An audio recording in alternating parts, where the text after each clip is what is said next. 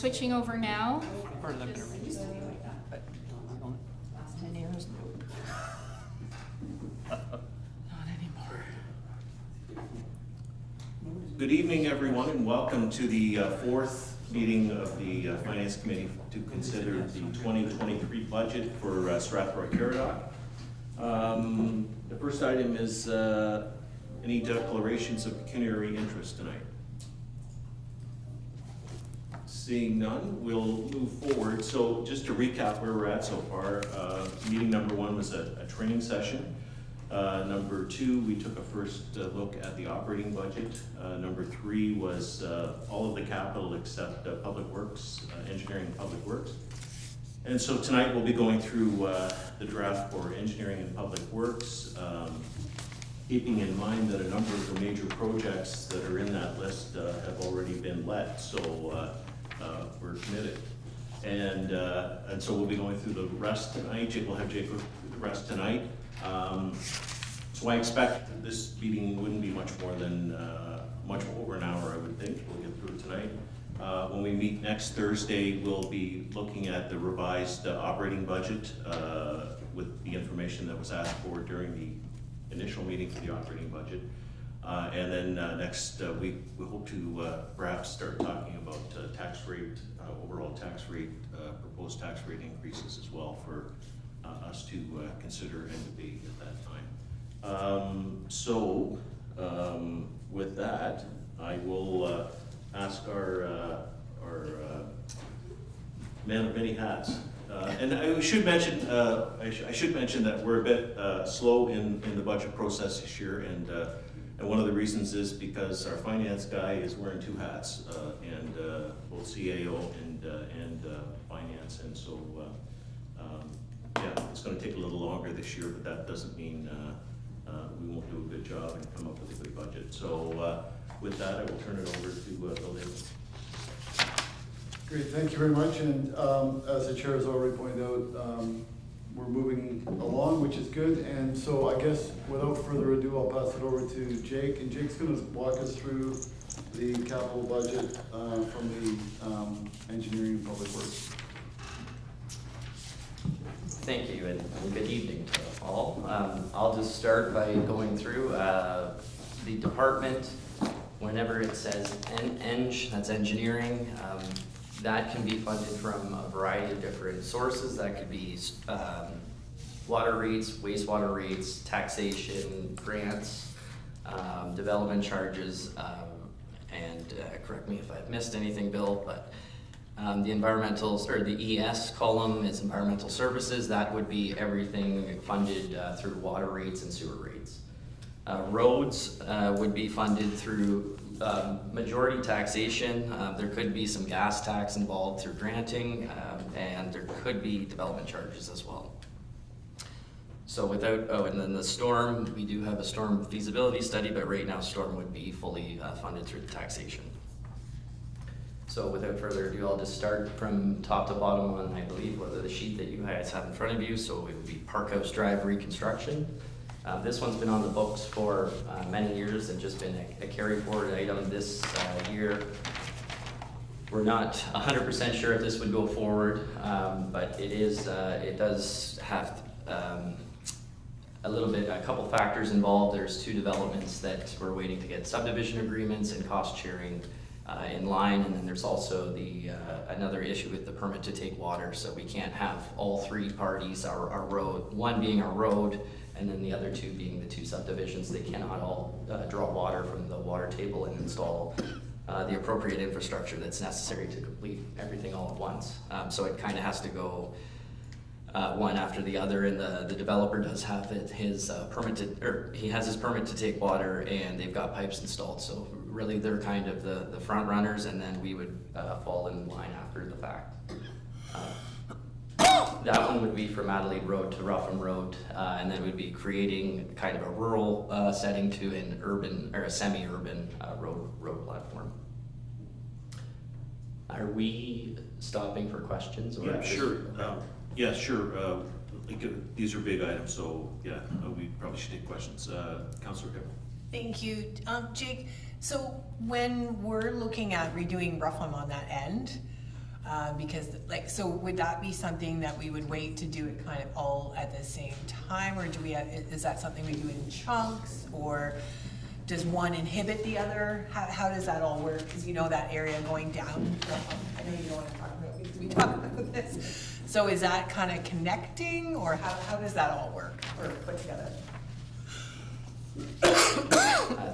Through the chair to Councillor Hippel. Sorry. We do have Rougham Road identified as a capital program in the near future. We did do a 10-year plan, so I do kind of have a frame, and that does fall within it. At this point, I would say that the developments that are going to be coming off of Park House and Rougham, that road would fall after the fact. But in the interim, we would maintain that road, and yes, I do know the section here. Okay, thanks. Any other questions on Park House? Gary? Yep. Through to man of many hats, Mr. Dakin. The $5 million that's carried forward, is that parked in a reserve somewhere, or is that just sitting there? Explain to me how the carry forward works. So the carry, through the chair to the mayor. So the way the carry forward works is that's what was the original budget as of the end of last year. So that would have been, because we haven't spent anything, it's still split out as you see in front of you.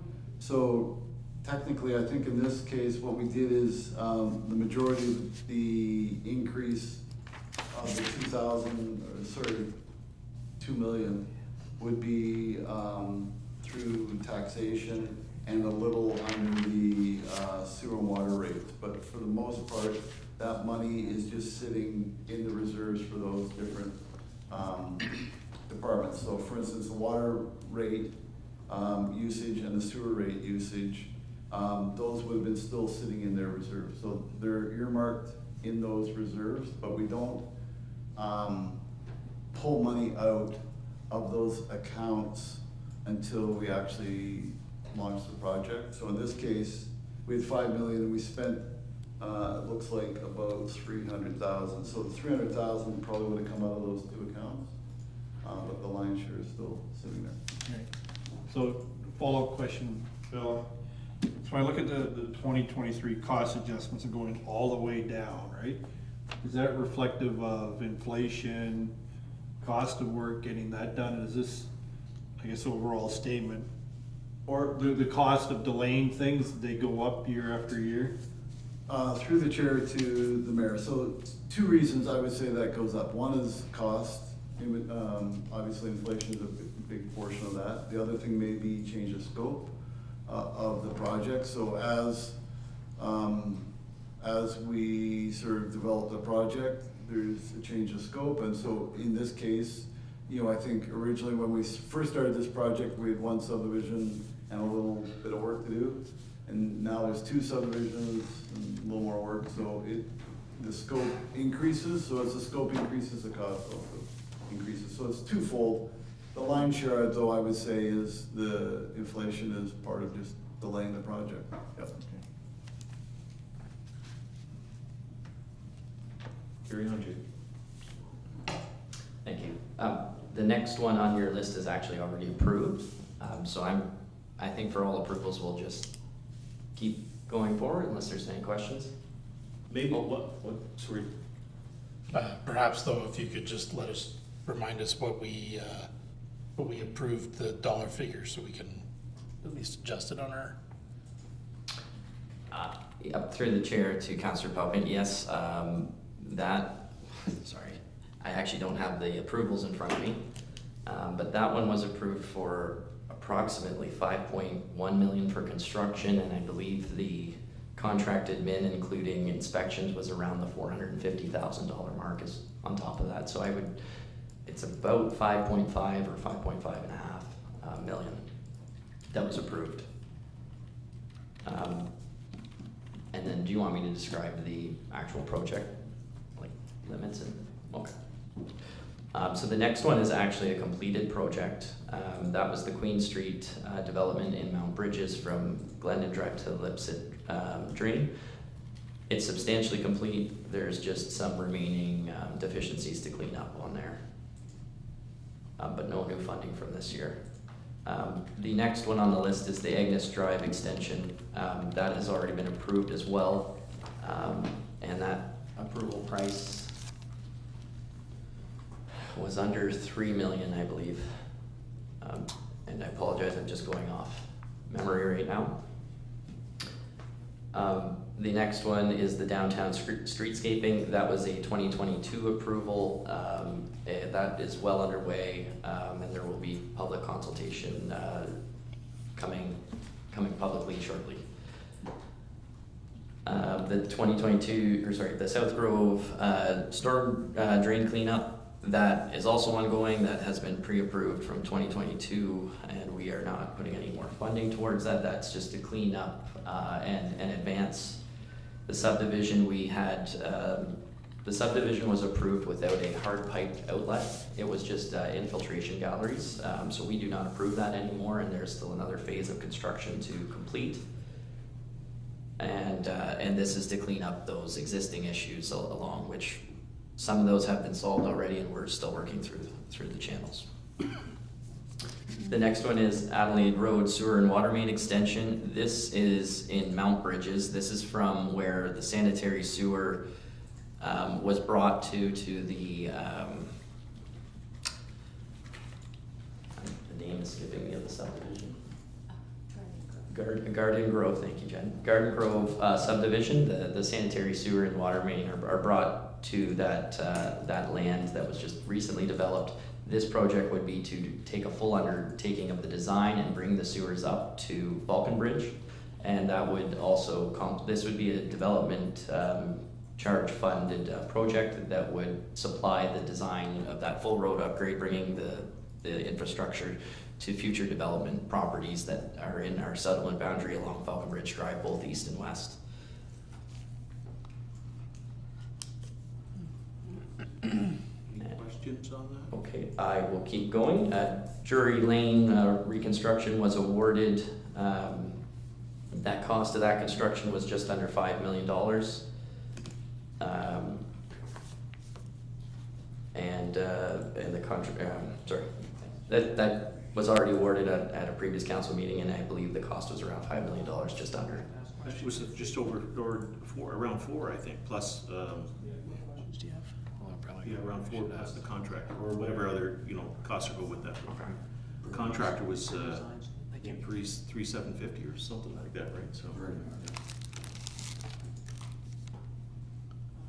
Question, Robert. Sorry, back to Adelaide Road, I shouldn't have skipped through it. Should we be designing this if they are planning on moving forward with that subdivision at the end of Falconbridge? Like, this is for the design so that we can be ready to do it when, and I think they're considering they'd like to get ready to have a subdivision there, right? Through the chair to Councillor Derbyshire, correct, yes. So this would get the pipes in this is just for the design, not the construction.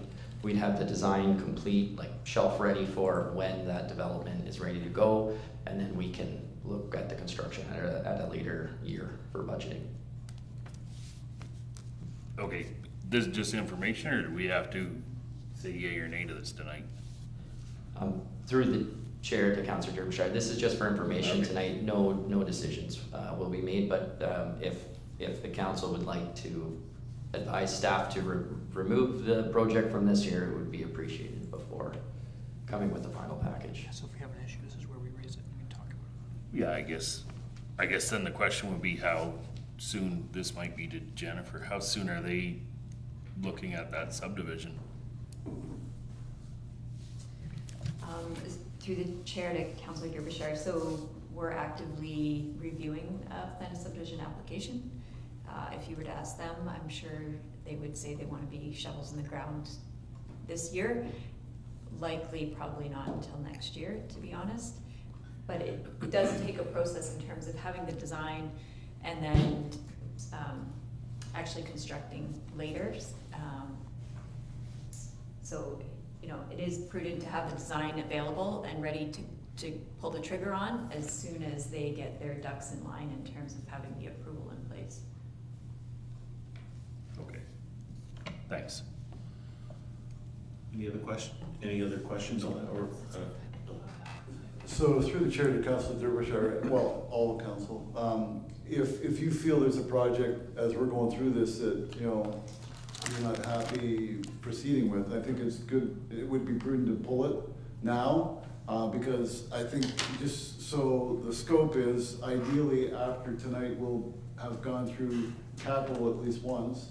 If there's some real showstoppers, let's get them out of the way, so then we're not dealing with, down the road, because the next one will be, operation, coming back, that'll be coming back the second time with some tweaking, so again, at that meeting, we're gonna be looking for some decisions on that, and then the idea would be one more kick at probably the capital, and then bring those two together. So if there's showstoppers here tonight that say, hey, listen, I'm really not considering this moving forward, please bring that forward tonight, and then it makes things easier down the road.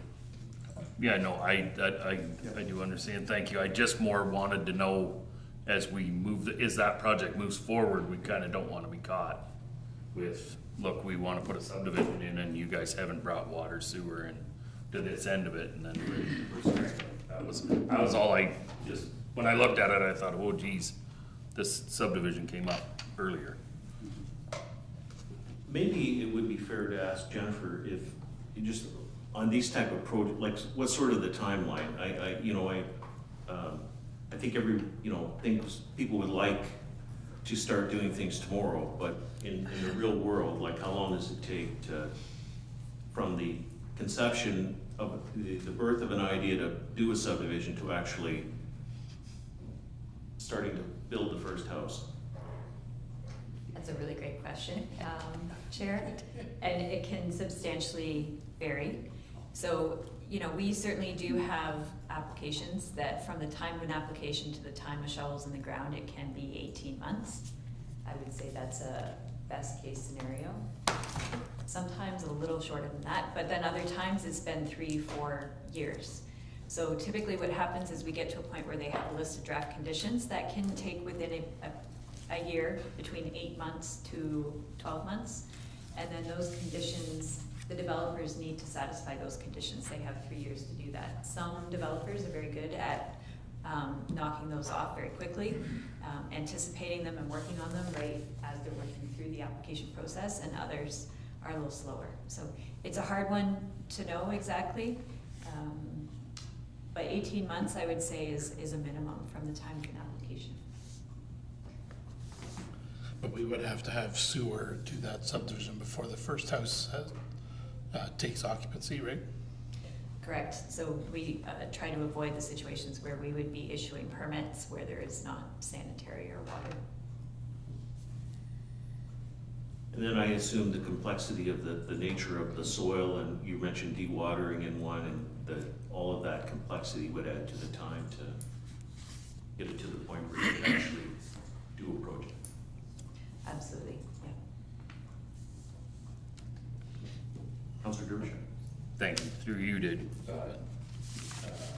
head of engineering, Jake, or Strauss. Is this a project then we should move up to top of the list then? Like,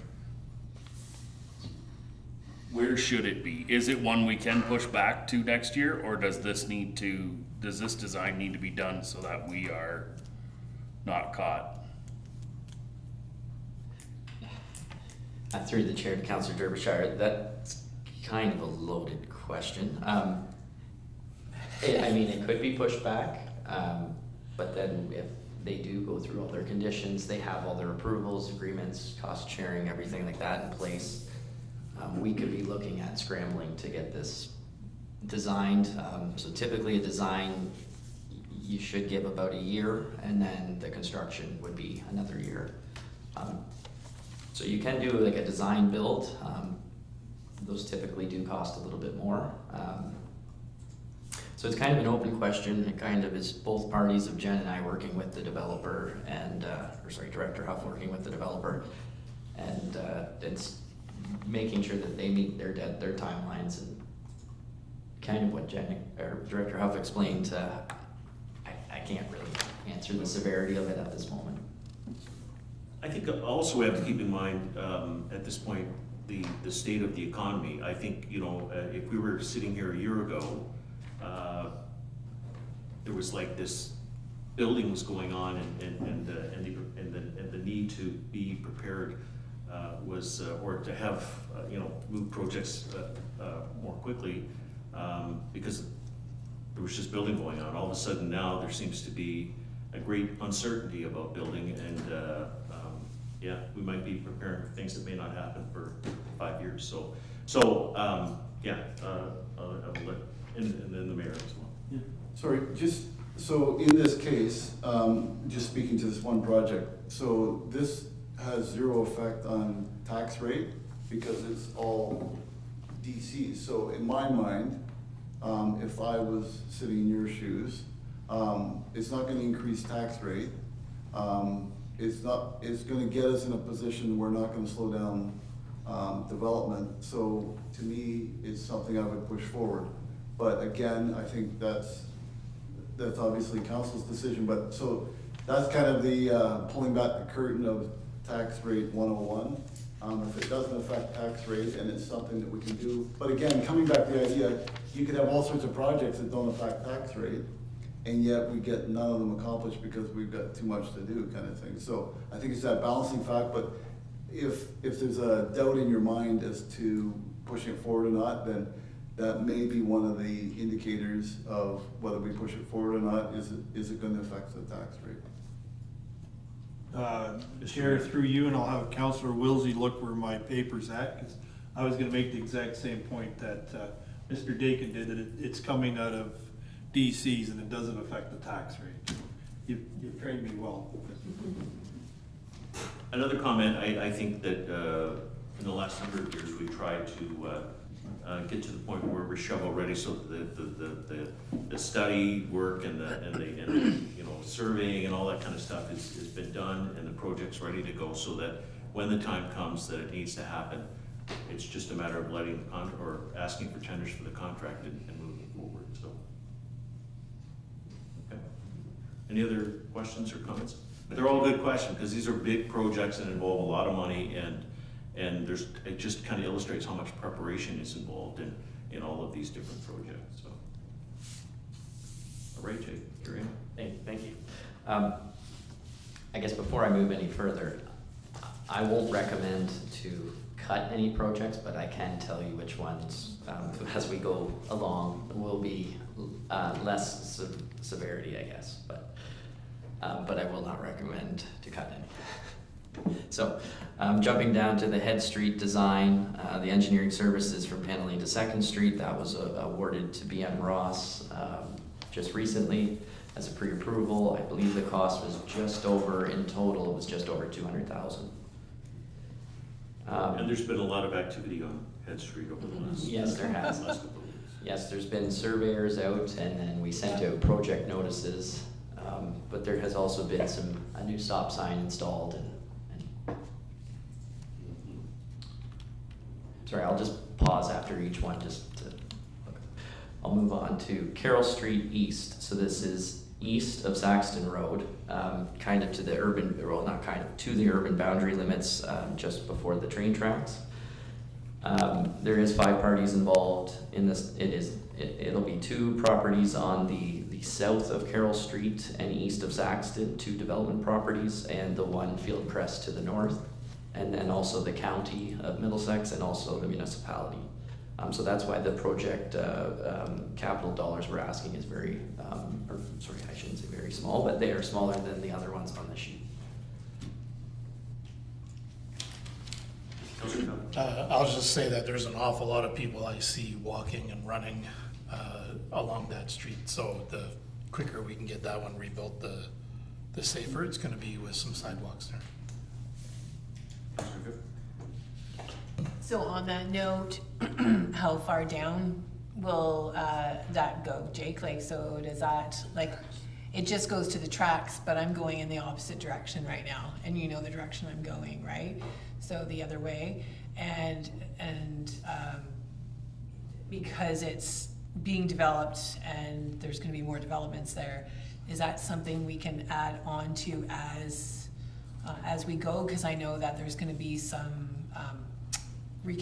construction going on there eventually, further down, closer to Walkers, right?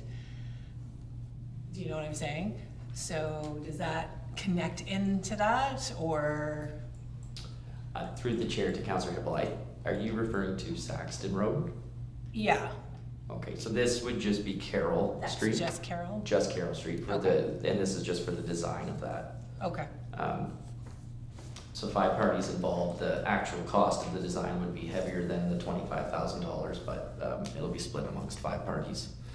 So this would be to fully urbanize the road to a collector standard, so there would be sidewalks on both sides. okay. Misunderstood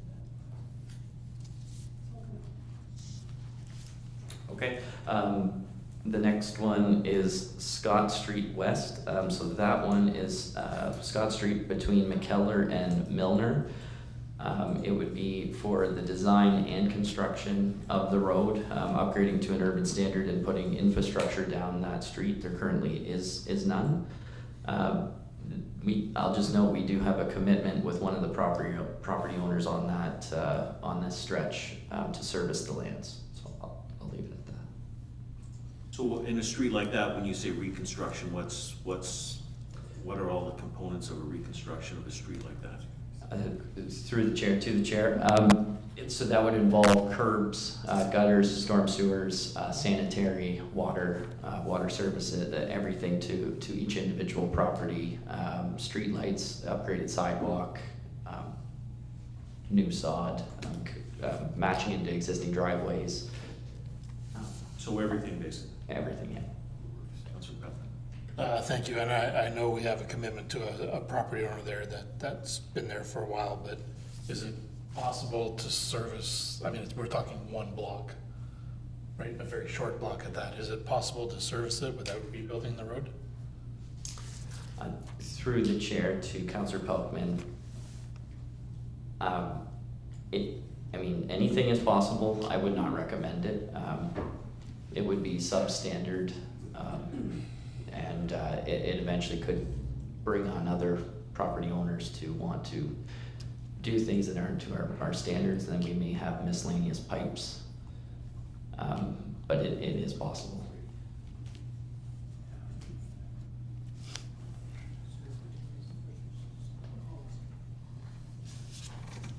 Okay, next. The next one is Albert Street, pumping station force main to treatment plant. That one has already been approved. And the cost for that, I believe, was just over $2 million. Yep, 2 million, well, with all the other things, about 2.5 million, I guess, with all the other things attached to it.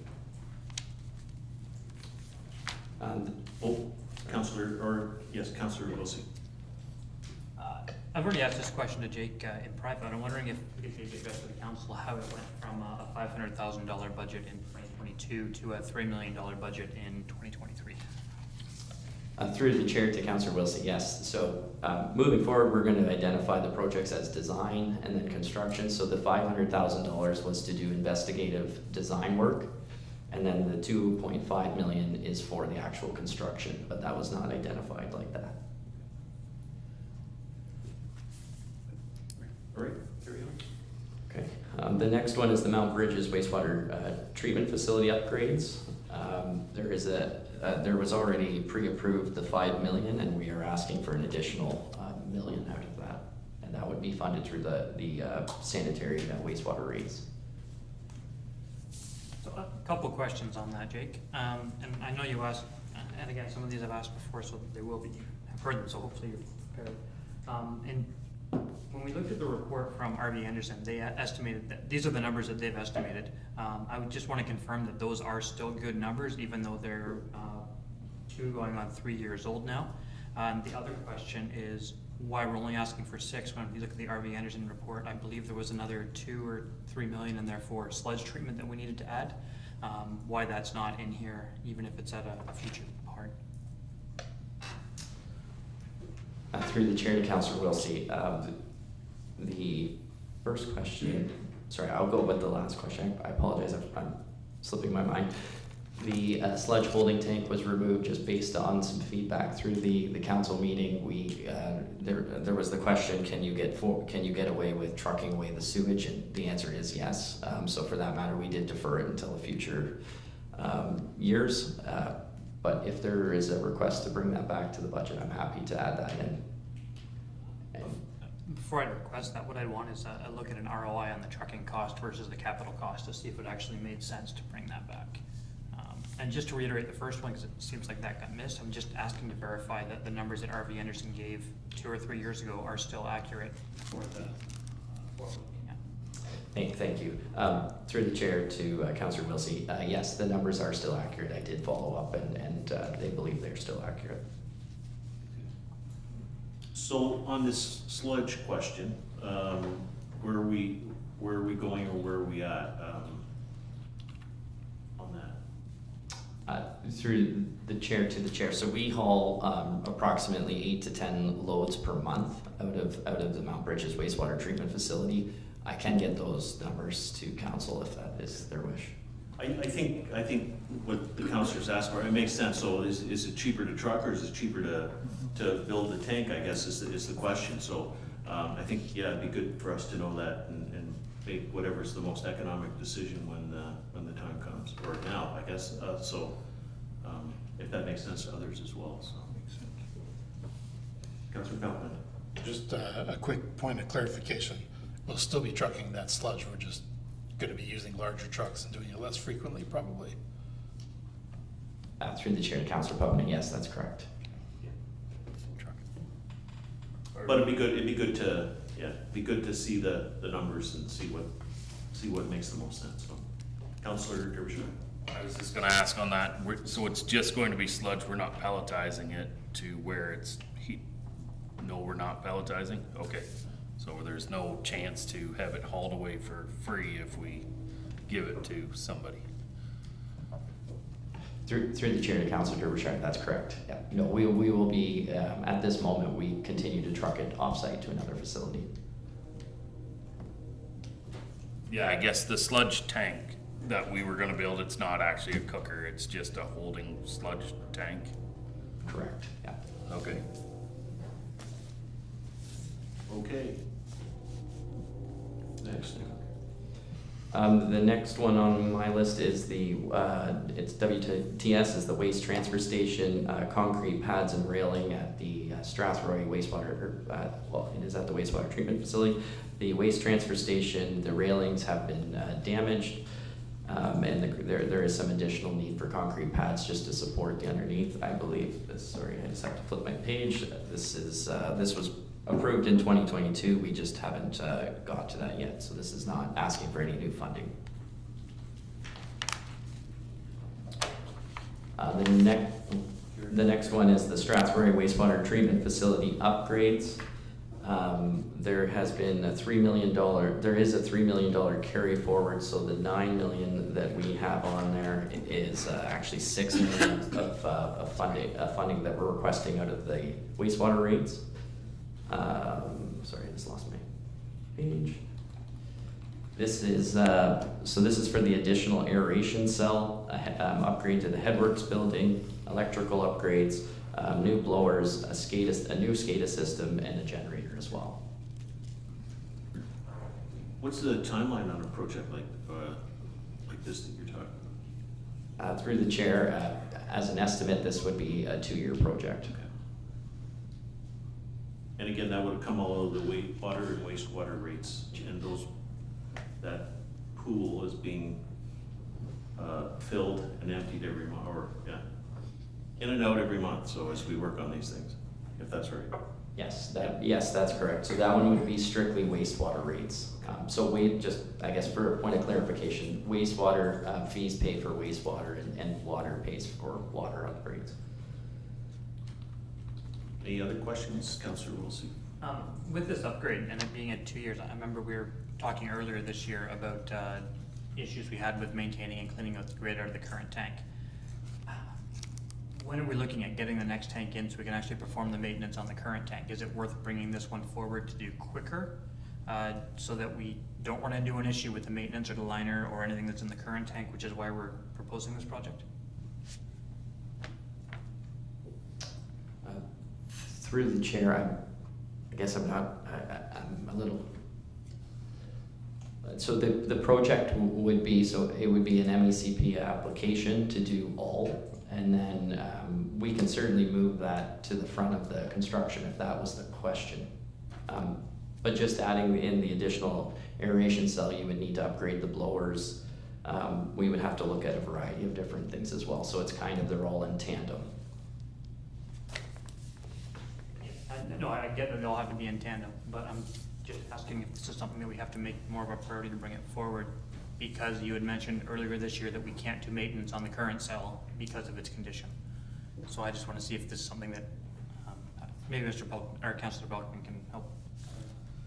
Yeah, well, by leaving it in the budget, you're allowing it to move forward, and you can't move any faster than the MECP will let you go, so just leave it in the budget and as priority as it can get. If I can just add to that, I kind of said I would talk about severity. I would put both of the wastewater treatment facilities near the front runner for severity of approval.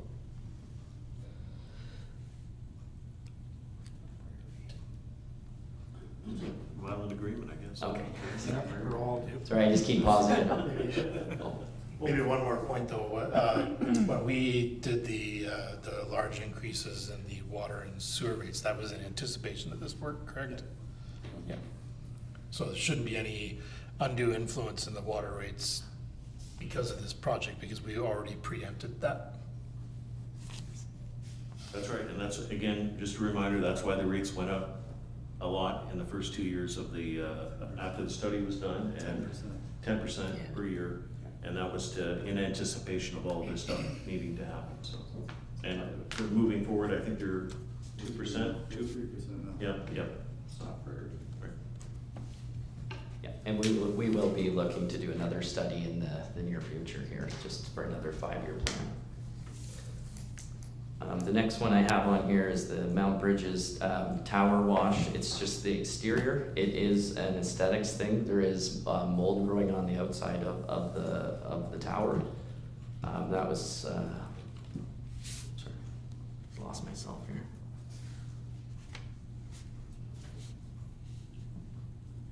Let me find myself, there we are. Sorry, there's algae, mold growth, and then just aesthetics. And this was just a preventative maintenance through an assessment that we had.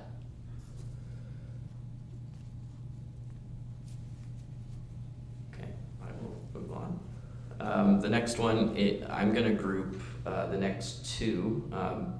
At the next council meeting, there will be a water master plan, a sanitary master plan, and if you jump down the list a little bit further, it's called a PCPP. It's a pollution prevention control plan. It should be PPCP. And then also further down, there's a stormwater master plan, fifth from the bottom of the engineering public works column. Those 4 things are all grouped together. We did have a proposal that went out, and you will see on the next agenda, we're recommending a consultant for an award. And the consultant who had the highest bid was actually substantially under the overall budget that we're asking for as a whole. So the whole, if you counted all of them together, we were asking for $750,000, and I'll leave it to the next council meeting for this, but that would be another one that I would put at the top of the list for priority. So maybe just for tonight, Jake, these master plans, so why are they important, and what do they do for us? Yes, so great question. So they give us our roadmap of what we're doing for each respective one. So the water master plan, it will look at, I know we took the water reports to council, and we do have some, I won't call them issues, but there is some areas in our system that exceeded the rated capacity of usage. This will look at everything existing, everything future development, growth. It'll help set the framework for water, sanitary, storm, where we need it. And additionally, we will be looking to serve any areas that are not currently fully serviced with infrastructure. This will also provide that roadmap. So to use an example would be the town of Mount Bridges. There's lots of areas that don't have all the infrastructure. to their properties, this would look to print that roadmap over a 25-year period. And then they have like a 1 to 5 year, so and then a 5 to 10. It will certainly, it'll help out with all of our concerns and give us that future budget roadmap as well. Councillor Griffin? Thank you. Yeah, that's, you know what, I've often thought that was a good thing, because how many times do we get people in different subdivisions asking, you know, when is it coming, when is it coming, when is it coming? And, you know, to have something like this come forward, then we're able to put it all together and show the homeowners and the new developments and everything. I think it's great, because I get calls all the time from people, so, and poor Jake gets emails from me all the time. So thanks. Councillor Wilson? So just to kind of piggyback on Councillor Hippel's comment, I think it's great to have that plan. I think we do need to hook up all of our bridges. I don't think I agree with the timeline of 25 years. I think that's way too long, especially when we've had issues with soil contamination and from septic beds, which is why we put the water in 15 years ago. I think we should tighten up that. The other question I have is, knowing that there's issues in Mount Bridges with the water distribution, on the water report we were well over 100%, and we have been for many years. Are we comfortable waiting until this plan is done in 12 months before we start designing upgrades? Just as a council, is that something that we're comfortable with, not having any upgrades and sitting on this for 2 years when we know it's been over 100% utilization based on the water report we received for 4 years already? Is that something we're comfortable with? Councillor Pell? Yes, because there are many ways we can encourage people to not use as much water until it's properly designed and it's looked at in totality rather than piecemeal. For instance, a watering ban where you can't water your lawn every day, but you could water it every other day, or putting even 500 milliliter bottle of water in your toilet tank will save half a liter every time you flush it. There's lots of ways you can save water and reduce the amount of water flowing through the system while we properly design the system and properly budget for the cost of properly designing the system. Just on that comment, I appreciate all of those ways to save water, but we're already at close to 150% and we're talking about bringing new homes on. Are we gonna pause development for 2 years? Or how do we, like, I'm just really concerned about where the water is at and the percentage that we already are overrated. And we're already have plans to bring on new homes and new developments coming in. It really is something that the council, maybe we should deal with at a regular council meeting when we talk about the master plan coming up there. Mr. Mayor? No, I would suggest, Chair, that we park that question, because I don't have a full understanding of the impact of being at 150% capacity at the water. I mean, is that it's rated capacity, but how does it affect the community of Mount Bridges? Is it a bad thing, a dire thing? What does it mean? So I can't make a decision if I don't understand the full impact of being at that. Speaking to that, Mr. Mayor, I was even working with the director. I was informed earlier this week, because I requested a report on that. I was informed earlier this week I would not be getting that report. All right. Bill, did you have something you wanted to add on this? Okay. Yeah, just, you know, whatever we wish for is going to cost more money. Just remember that too. So Councillor Derbyshire. I did just, on this note of the 150 over, we do chlorinate the water right there. So as long as we are doing the correct calculation for the volume we're over and not shooting at 100%, right, when we're actually pumping 150 out, which would then dilute the chlorination rate. And I know you were probably testing fine. I'm not throwing up alarms. I'm not. I don't want anyone to say I'm making assumptions that we're doing something wrong. I just am saying, when we run 150 through this, does the system allow for that adjustment? Like, I will give you the example, when we spray out in the field, I have to switch tips for the proper chemical amount to water rate. So if I wanna put 10 liters, I switch tips and put 10. If I wanna go 18, I switch tips, right? So if our tip is set for 100% and we are doing 150, are we doing the proper job? That's, I guess, where I would ask that question, and if we're doing that, fine, then, you know, I guess we can roll. Through the chair to Councillor Derbyshire, I can just share that I did share the sampling results with Councillor Wilcia, and there is no concerns from our end. And certainly if there ever was concerns, that the council would be in the know, and so would the ministry. Mm-hmm. We do have very strict reporting, so I'll leave it at that. Okay, no, that's perfect. Councillor Pup? And in the meantime, is there ever a risk that someone will turn on the water and there won't be water at the tap? That's my question. Through the chair to Councillor Pelkman, I mean, there could be an issue with a connection point, perhaps internally, but hypothetically, no. Okay, next.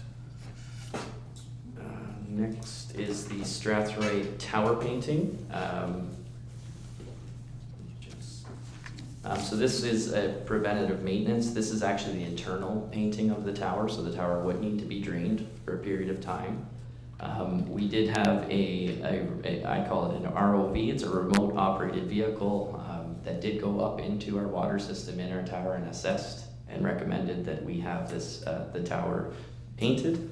I will note that this does say $750,000. Just due to the time of our budgeting right now, I would drop this one to $50,000 and just get the design and tendering underway, because it does have specific specifications that require, and you need the proper paint, and then to determine the contractor. This point in the year, we likely wouldn't get that completed in time. Councillor Derbyshire? I was gonna say, maybe let's just drop it all together, or move it till next year. Right, I think the project overall is to move to next year, but just to do the preparation work to do it the year. So 50,000 rather than 50 on? 700,000. Yeah. Okay. Correct, yeah. Councillor Pam? Jim, can you just explain to me why painting the inside of a tower is important? Yep, through the chair to Councillor Pammer. So this is to preserve the life cycle of our tower. The interior of the paint was worn. You do not want the interior of your tower to flake off into your water system. Currently, it's not a concern. However, it is recommended, and the professionals who did the testing certainly recommended to put this in our capital budget. Thank you. Councillor Pelkman? Do we know the last time it was painted on the inside? Because I don't ever remember that being done in my time on council. Remember we painted the outside. I remember painting the outside, but not the inside. So it's probably time to paint the inside. Through the chair to Councillor Pelkman, I do not have that information from Well, me. we I don't remember, know. remember it changed color. I think it's been a really long time. At least 10 years. So the next one is the NFPA, is the National Fire Prevention Association design completion. So this is not to scare anybody, but this is explosion proofing, just the design for our pumping stations.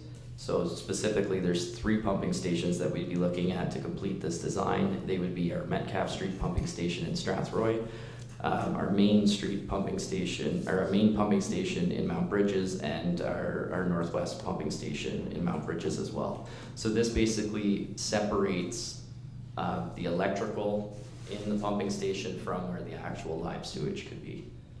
Right, currently there is no separation other than some floors. But if there was ever a break, that could certainly get into there, and there is some gases in our sewer systems that could be explosive. Big question. Carry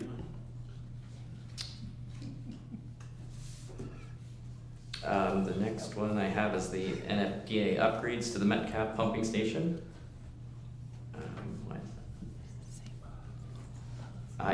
This one I would, sorry, I'm just going all across my line.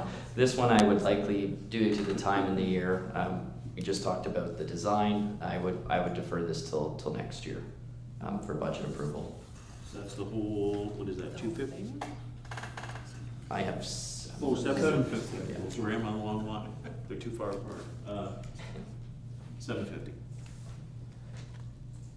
So the next, sorry, okay, the next one I have is hydrant painting.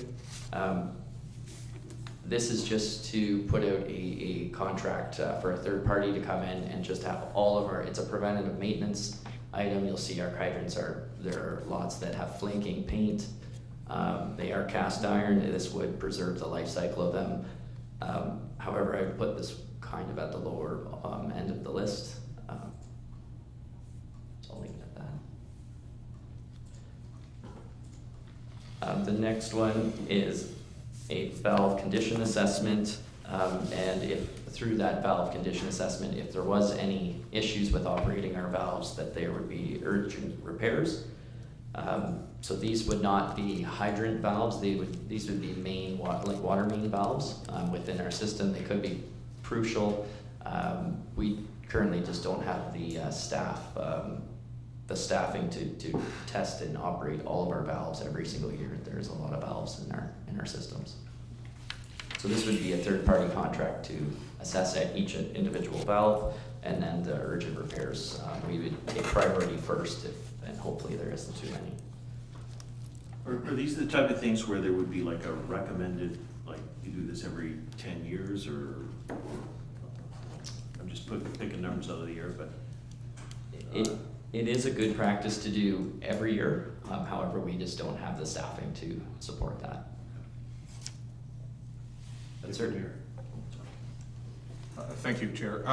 So what number of man hours are we looking at to do this? And the reason I ask is this would be better as a part-time position or a contracted full-time position? I see it's $175,000, so that's a lot of man hours. Through the chair to the deputy mayor. So that was also, we did include quite a substantial chunk of that if there is repairs. Okay. So the actual inspection of it, we could look at a staffing upgrade or having more man hours out in the field that would look at that. However, we were kind of more putting the heavier dollar amount towards the actual repairs.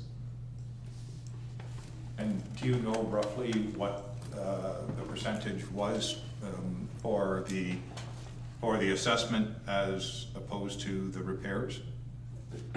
Through the chair to the deputy mayor, I don't know. Sorry, I didn't mean to challenge you that much, but thank you. no other questions? So again, that would be, that would be a preventative maintenance. The next one is refurbishing the pumping station on McNabb Street. That would be for the design. And just bear with me as I find it on my sheet. So this would be similar to a past project for the existing council. It would be like our Park Street pumping station. The building does need repairs. It is dated and does have some deficiencies. The generator is very old, and the wet well through that remote operating vehicle inspection, the wet well does have corroding parts in it.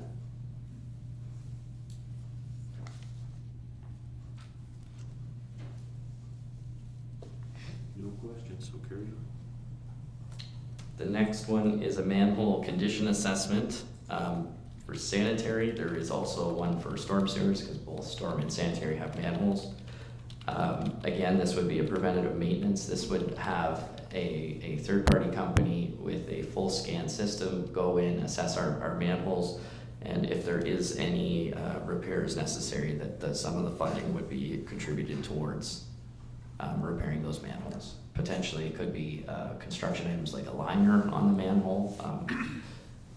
For the council's information, we do have some older brick manholes that are substandard to today, but been in the ground for a long time. So we'd be looking to do an assessment there and potential repairs.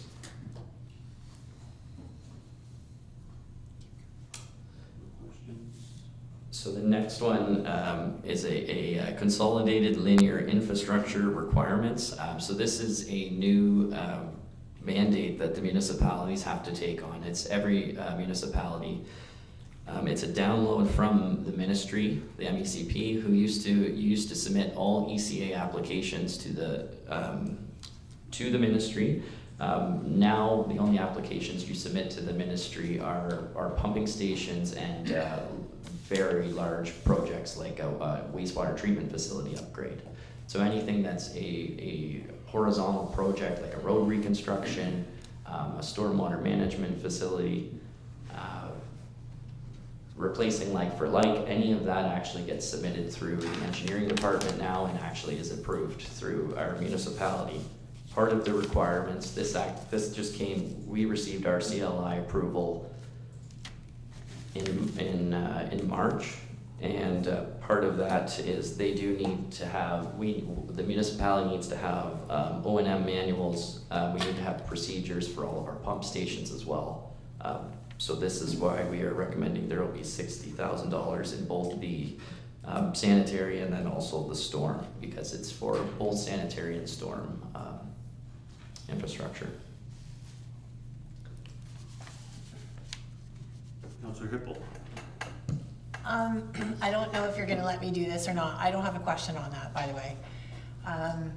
Because I have to leave early, I wondered if you would allow me to ask one question before I leave, but it would jump ahead a little bit. Is that possible? Or I can just email? We will do that. Okay. Sorry, and Jake, you know, as always, I'm gonna direct you to go down to your tar and chip.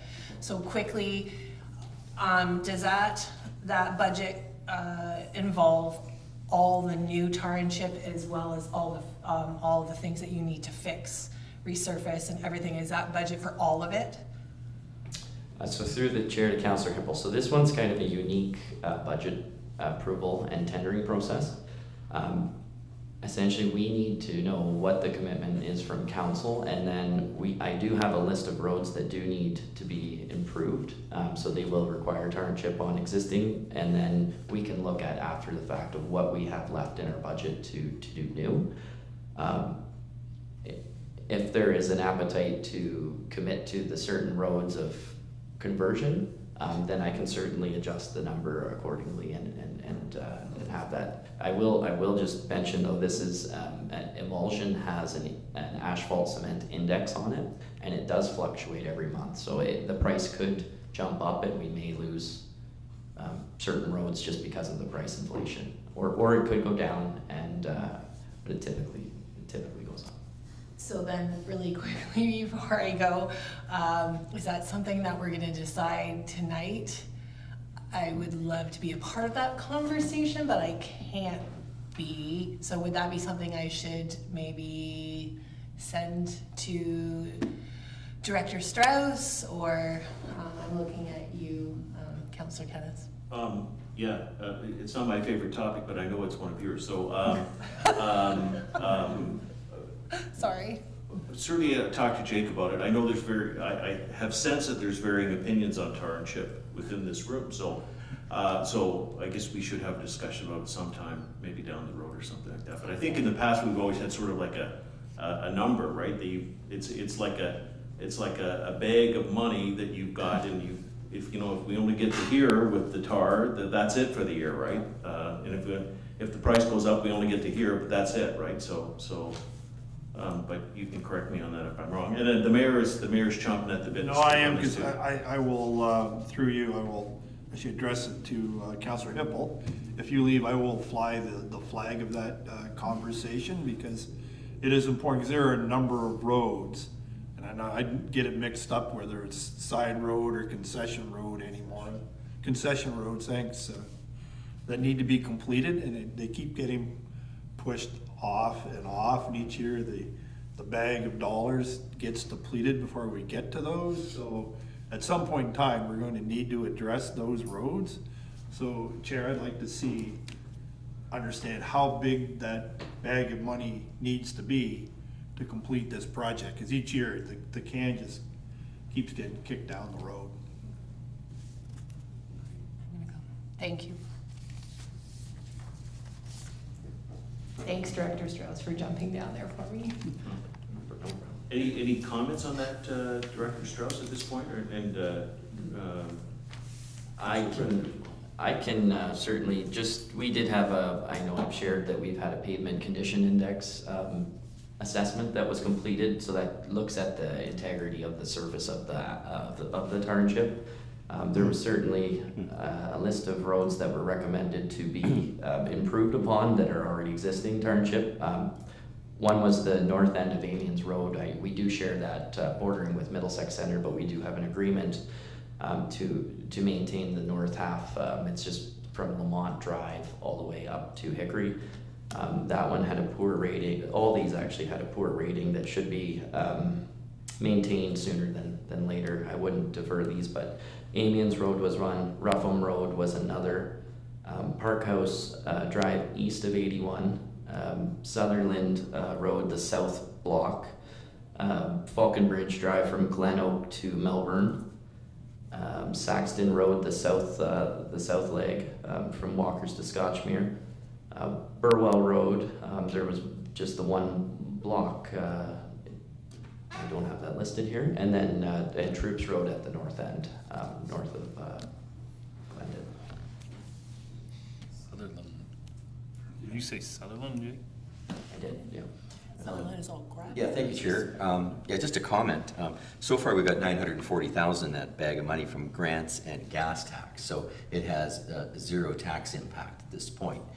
Council can certainly find a way of maybe prioritizing new versus existing within the existing envelope of money, but council always, of course, has the ability to tax and throw more money in the bag.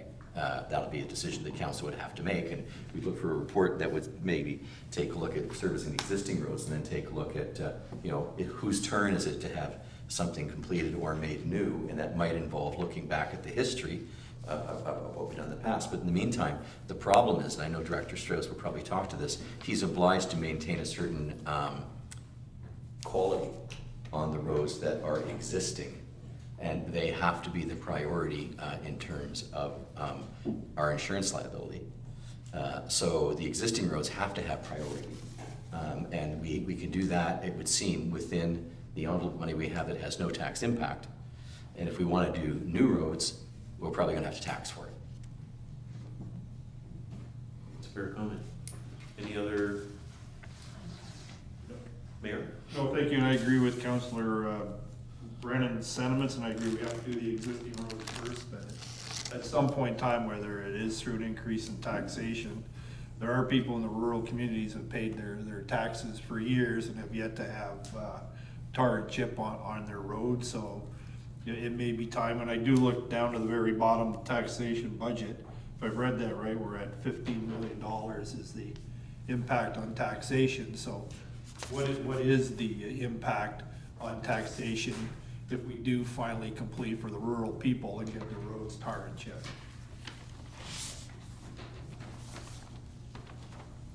So, through the chair to the mayor, that 15 million is just for this department.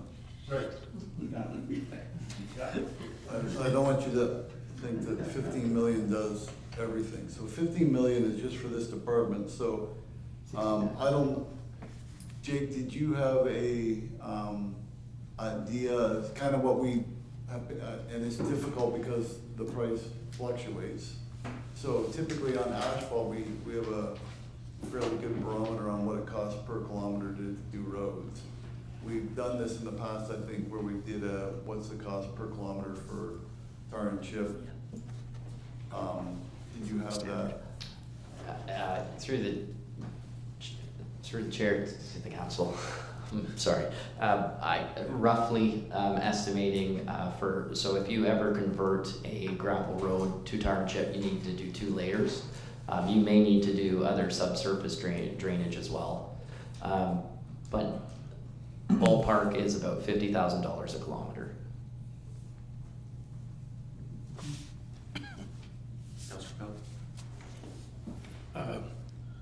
Not that I'm wanting to cut discussion short, but probably the way that this will be done is when we get to finalizing the tax rate, we'll make a choice of whether or not we want to put more money in. And You know, it's gonna be one of those issues, like, cause we started that way with sidewalks many years ago. That we threw another 25,000 and you realize that only gets you a tiny piece. And so you know, maybe we up the budget and you may not actually get anything done, but then maybe there's $70,000 or $100,000 in left over in the year that we can slide into next year's budget with an increase in spending next year and get a piece of road done. That's probably how that, you know, how that's gonna happen. Councillor Derbyshire. Just one quick one. Go for a drive down Falcon Bridge between Christina and Melbourne Road. Old Drive between Christina and Melbourne Road.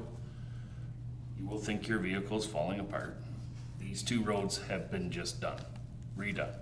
So when we're redoing asphalt or this chip and tar road, we have to make it better.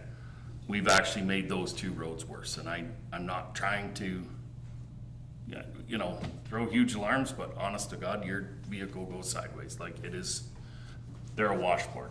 They are actually probably more of a hazard now than they were missing a piece on the side of the road or something like that. So just when we think we have to use this money to repair the roads that are there, let's make sure we're actually making them better than what they were. But, like, you know, I mean, they may have sides missing here, but at least they were flat.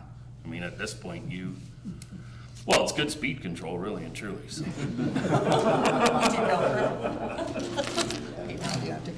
I think that's a really fair comment. I mean, if we're gonna put money into this, may as well do it right. Yes. And we're not doing it all. And I think that's what you're trying to say. That is. And so, yeah, I think we'll keep moving forward because we're not gonna settle this tonight, but I think we have to keep that in mind, trying to come up with a sound process moving forward. Because tonight we're still in the dream stage, right? We haven't seen the numbers. And so what the bottom line looks like. So yeah, we'll just keep moving forward. But, you know, when we see the numbers, you know, we might be pleasantly surprised, but somehow I don't think we will be. So anyway, carry on. Thank you. So the next item on our list is the replacement of copper services on Darcy Drive. Just in the short 2023, we've had a couple water leaks already.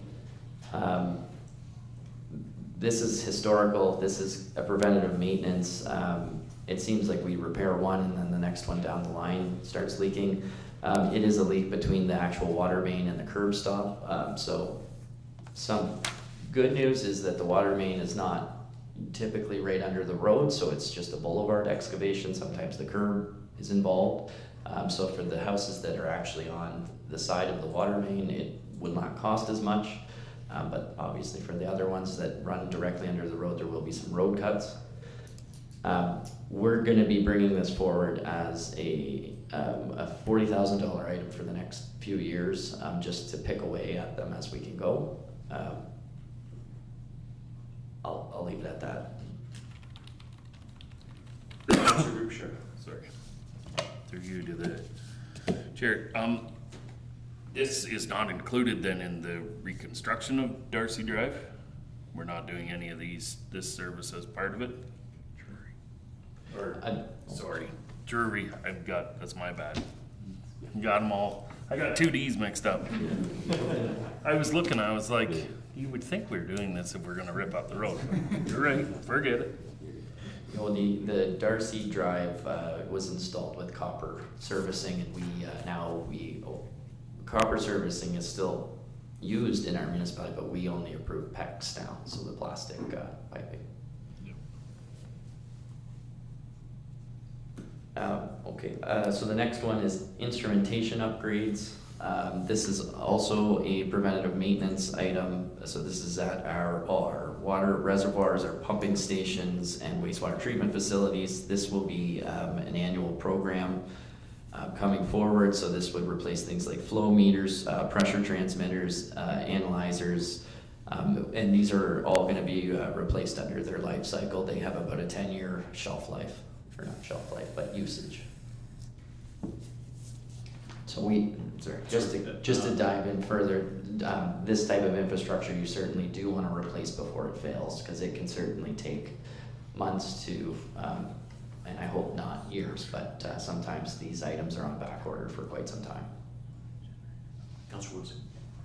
When we replace them, are we getting more data? I know as there's new generations that come out, we can get more frequent data, we can get better data, more accurate. Are those part of the upgrades, or are we just replacing like for like just because it's the end of their life cycle? Through the chair to Councillor Wilson, we certainly are getting the most advanced technology that can certainly analyze more things. It's not just a like for like. So there is minor tweaking that we need to do with the existing systems as well. Okay. Carry on. Okay, so I did touch base on it says PCPP, it should say PPCP, the Pollution Prevention Control Plan. This is part of the master plan awards that will be coming on Monday.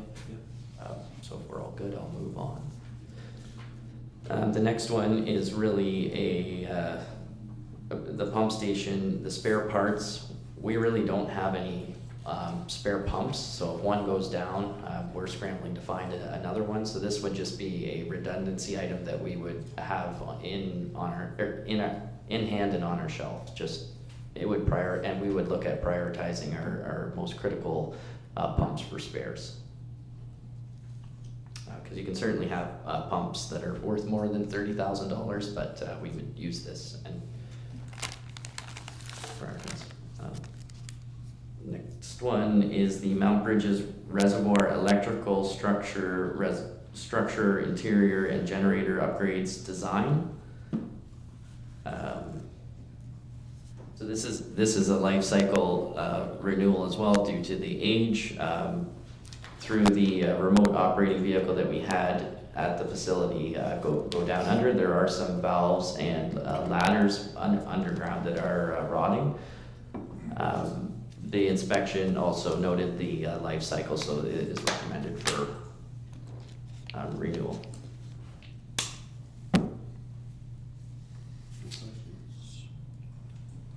Oh, sorry. Just a quick one, if that's the design, do we have an estimate that we should be looking at for capital for next year, or is that something that's gonna be determined later? And because as we keep doing designs and not having capital, I just don't wanna have to increase the rates again to cover that. Through the chair to Councillor Wilsey, this would be proposed in the 2024.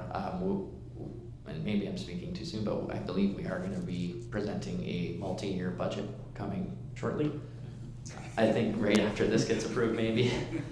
And we may be in budget season again before we're done here, but yeah, I mean this kind of illustrates the importance of a multi-year budget, right? Because you've got things building on things, and so yeah, it's good that we move there in the future.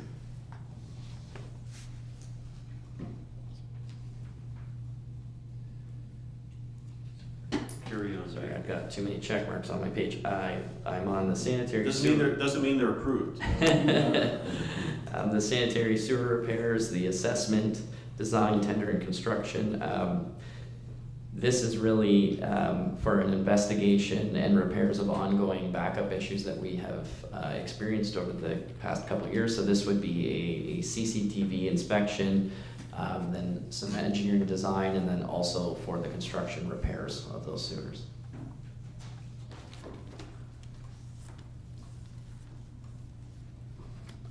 The last one in that grouping. Uh, Oh, sorry. Yeah, I was just gonna say that one should be high on our priority list. Yes. Yeah.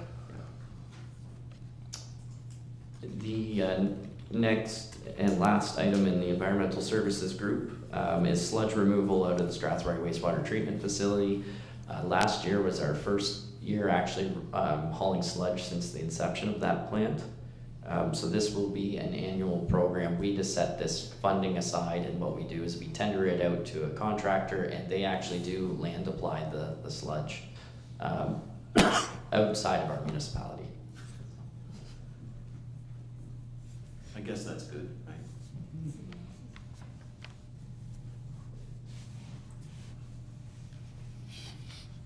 Okay, so some roads Okay, fund. so again, that whole section, that's funded through water and wastewater rates, that whole section, just to remind everyone of that.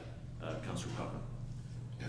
If that's gonna be an annual cost, shouldn't that be converted over to operating rather than capital? I'll let Bill answer.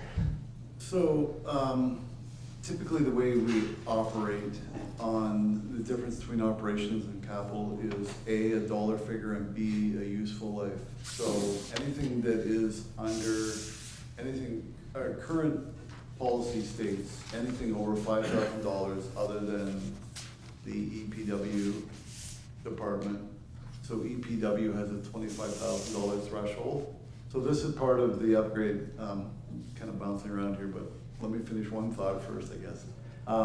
So EPW has a $25,000 threshold for operations. So anything that is above $25,000 would automatically be pushed to capital, with the exception of something that's consumable. So we're consuming it. So in this case, I guess there is an argument that there's no useful life, obviously, of sludge beyond the 1 year. So we could easily shift that over, I think, into that. But typically the way it works is there's the two thresholds. One is a dollar figure. So $5,000 for every department except for EPW, which has a $25,000 threshold or a 1 year useful life. So obviously you could buy $25,000 worth of paper, and if you're gonna blow it in a year, it's operations, not capital. But that's typically the thresholds we use. So moving forward, one of the things that we're doing is updating our purchasing policy. And within that purchasing policy, also then we'll be taking a look at our capital thresholds as well, because that's also part of our asset management piece as well. So this could easily be moved in based on those discussions into the operations. Councillor Derbyshire. What is the value of sludge? Like, I know we deem it has no value to us, but if somebody's actually applying it to land, I would think there's a nitrogen value. I would think that there might be someone that is willing to possibly work with us a little more than us paying him $250 to take it. Through the chair to Councillor Derbyshire, I'm certainly happy to look at that.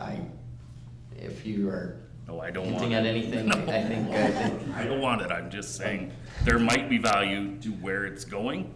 Someone might be like, well, if they're gonna pay me $250,000 plus I'm going to sell it for whatever a ton, it's a pretty good deal. Just throwing. I think it's a fair question again, because fertilizer costs keep going up, right? So anything that provides those nutrients that plants are looking for has value. So I think it's worth a look. So. And I do say that tongue in cheek, I don't want it in my backyard, but if it is going and being applied to the land, that's the only thing I say, that, obviously it's going somewhere, someone deems it has a value.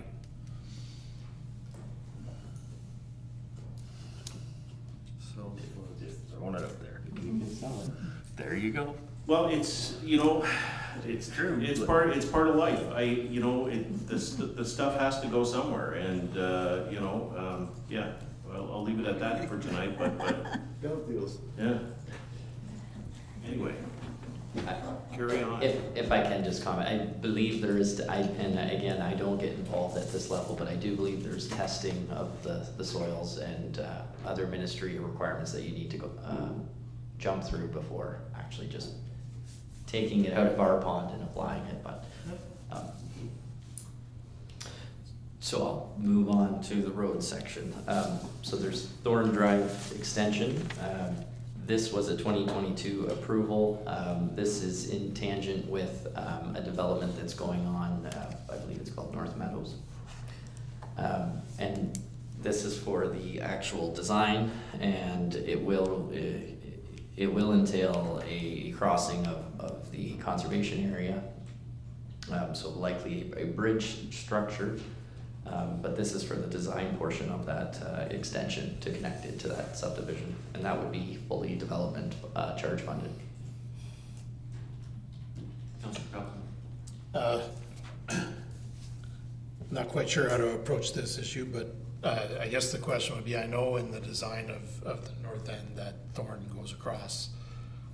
In my mind, thinking of all the traffic issues we have on the north end, I would prefer it didn't cross the ravine, that it would force people to drive around. I think would solve a lot of our issues on Head Street later, after there's even more cars coming out of that potential 900 homes. So I don't know what that does to the whole north end plan, because I know we spend a lot of time and money on that, and what the developers feel, but I think if people are open to another option, we could save ourselves a lot of money by not building a bridge across the ravine, and potentially save ourselves a lot of headaches for the traffic on Head Street, because I think if people had to drive around the ravine and go that way, they would more likely go up to 2nd Street and cut across that way. And if they're on 2nd Street, my guess is they go down Caradoc and Victoria rather than Head Street. So at some point, it's worth having a discussion whether that's just an information piece or what, but I think it needs to be thrown out there that it could be a significant savings for us in the future. Director Hunt, did you, I saw your hand moving, so. Yeah, thank you, Chair. Through you to Councillor Peltman. So a few pieces of information on that, I suppose, is the culvert crossing, or the ravine crossing, is required in the sense that there is development lands on either side that would not be able to be accessed if there was not a crossing. As well, it's been identified in the North Meadows secondary plan, so that's part of our official plan as well as the transportation master plan, so it would trigger official plan amendment changes if we significantly change the configuration of the road pattern in the area.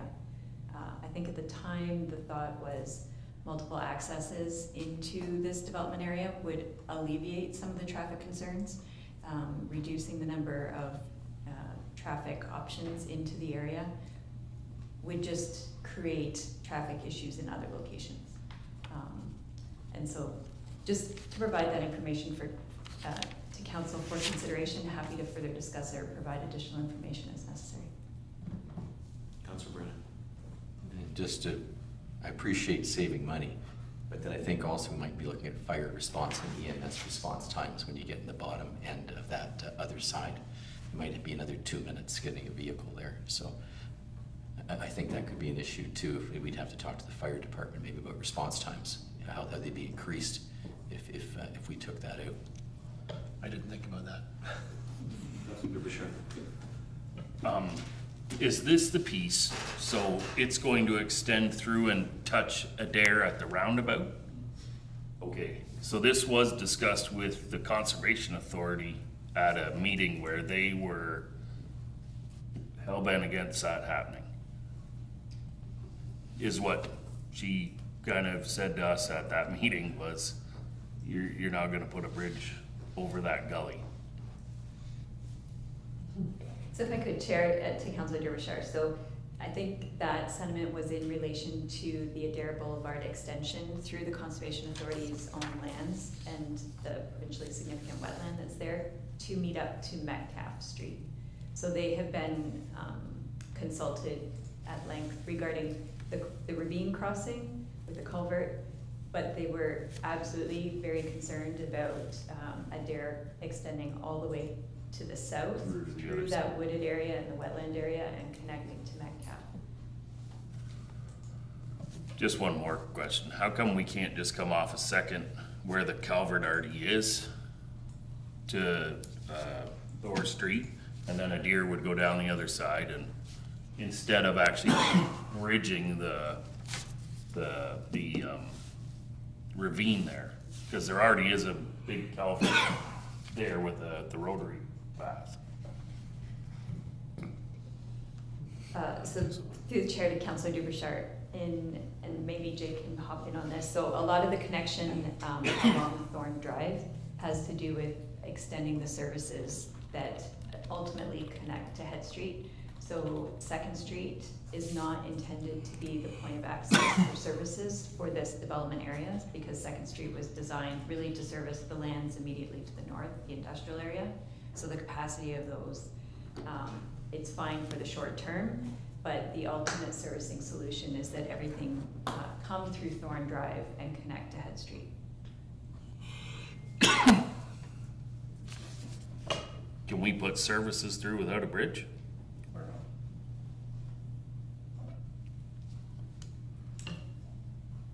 Through the chair to Councillor Derbyshire, you can, but you will have to have some structural support to those.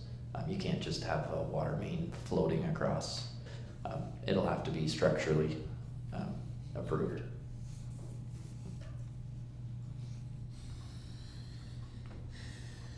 I think we're good.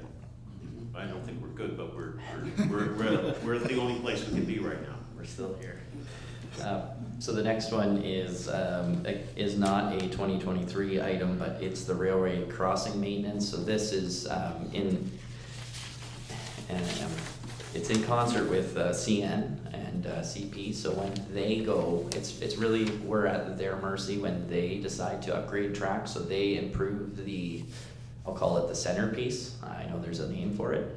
But they drop in a new board anyways, and then they pave up beside the tracks, and this money is really to bring that away and bring it off of the CN right-of-way, so then when we go to do any construction, we can just tie into that asphalt, and we don't need to go through the hoops of their approvals.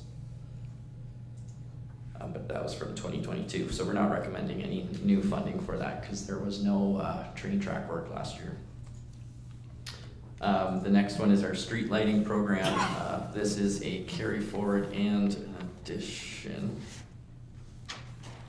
additional funding. So this is to replace, they're called pole transformers, or short form pole trans, in the Helen Drive area.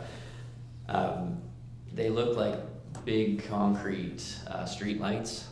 They're not the most aesthetically pleasing, but that is actually a transformer inside of that street light, and they do not have a good sound structural integrity. So the idea with this funding is to remove those pole trans, put in an actual like green box transformer, and then proper standard street lighting. And we do, as we do these street lighting programs, we do upgrade the street lights to our standards. So that, and just on that, this will be I'll call it an annual come forward until all those pole trans are removed. There are more in that kind of west area of Strathroy. Next. The next one is, it's at Front and Frank, our street lights. It's the only municipally owned, street lights, stoplights. It is the only municipally owned intersection that we have stoplights. All the other ones are county owned. They have been repaired very heavily. However, this is likely going to be another carry forward for 2024 and nothing to be completed this year. We are doing the downtown streetscape project, and at that time we will visit doing that as one. So this funding will really just be added to that program when we go to do the downtown. So you're talking you're talking the whole rebuild of Front Street in the future. That would make sense. Yeah. The next one is McAvoy Road.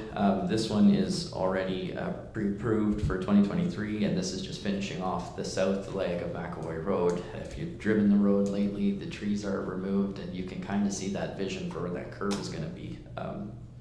So excited to complete that project in full. The next one is Park House Drive and Troops Road. This intersection is very dangerous for all road users. There's very poor sight lines, especially if you're sitting on Troops Road heading north and trying to turn onto Park House.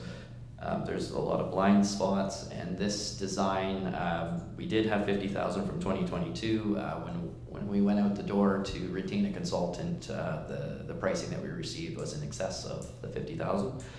So we've put forward another 50,000 for 2023's budget approval. And that would just be for the design of it.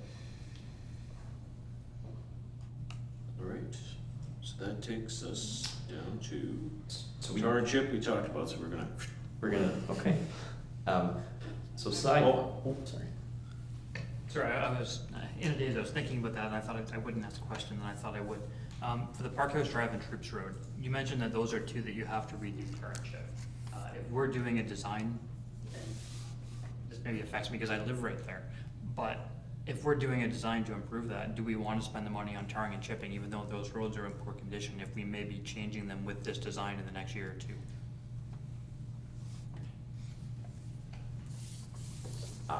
Through the chair, Councillor Wilsley, we can certainly just tar and chip up to where we're doing the design, if that's what you're asking. It would be just a small area that we are looking to improve at the intersection. I mean, I'm just asking the question, just if we're gonna be designing a change, do we want to be upgrading and maintaining those roads and ripping up the tar and chip and spending our money there if we're gonna be doing the whole thing again?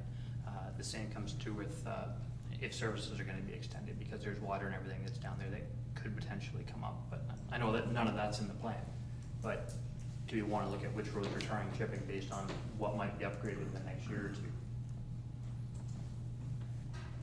Through the chair and Councillor Wilson, yes, we can certainly look into that, and perhaps I can provide a more fulsome, if a report on upgrading new tar and chip and converting gravel roads to tar and chip, and also which ones with pavement condition indexes attached to them. And then leave it at that. Councillor Bouchard. For this intersection here, the Park House and Troops Road, it's $100,000 just for this guy to tell us what to do there? Is that, we're just getting a consultant to tell us how to change the road or how to move things around? Is this just a matter of trimming back some trees so we can see? And do we own enough land there to do an improvement that we need to do? Through the chair to Councillor Derbyshire, that's a fair question. This would be for the full design. It likely will require some property acquisition. It would be checking the full underground infrastructure, so that would be like the subsurface, potentially removing trees. I don't want to say that without knowing the full scope of it, but we will certainly have to test the soils. There is looking at there's a large vertical curve as well as a horizontal curve, looking at correcting kind of those aspects. But yes, it would be to basically snap your fingers and have that design without the actual construction. Yeah. Not to be Debbie Downer for these poor people, but if we are kind of moving forward with a redesign of Park House at some point, I think that money here might be better spent on the whole thing, because if we get a redesign of it, it will redesign that intersection at that point, right? Through the chair to Councillor Derbyshire, so I do not have this section of Park House Drive on our design for like a full road upgrade. Yep. The section of Park, I don't know. Yeah, it's back the other. I do understand. I guess what I'm looking at is in the next 5 years, we're gonna put that many more subdivisions. The Park House will become. It could be. You know what I mean? It is the outlet to the 402 and Glendon Drive. Not to, just looking to save 50,000. No, it may be needed in a minute. We may have other. Yeah. I was just gonna say that this is one of those things where municipal liability comes into play. If we know the corner's an issue and we decide not to do anything, then we could be held liable at a later date, and that could cost more than the on not fixing the corner. Yeah, right now they're asking us to examine it, and then we will know if it's a liability. Right now, it's just them asking for us to examine the liability. Once we spend the 100,000 and they say this is a liability, then we have to actually go forward with what we're doing. That's all, that's what I'm saying. Once we kind of do this, then we do say, this guy says, or this person says we have to do this. We then know it is a liability. Right now, we're just going off of what people have said. Just a follow-up comment to that, my next question would be, how close is it to becoming a county road with traffic counts? Through the chair to Councillor Pogman, we do have the proposed development on Parkhouse Drive, so the traffic counts will drastically increase, I do believe, but right now the counts are very low. They're just, that road is just a class 3 road, so the vehicles per day is just over 1,000. That's good. I'm good. I roll. Okay. Sorry, the next one, Sidewalks, I think. sidewalks. Okay, so sidewalks.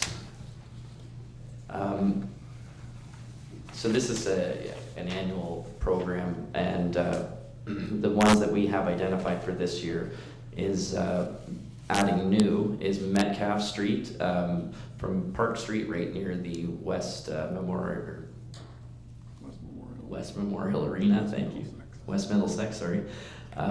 Arena all the way down to the west extents of the South Grove, or not South Grove, sorry. Saxonville subdivision, so that the road's called Nagle Gate. So that'll give them a walkable area to the downtown. Another area is Adelaide Road on the west side in Mount Bridges. It's from Bennett Drive to Newman Drive. And another one that we've identified is in Mount Bridges as well on Forbes Road.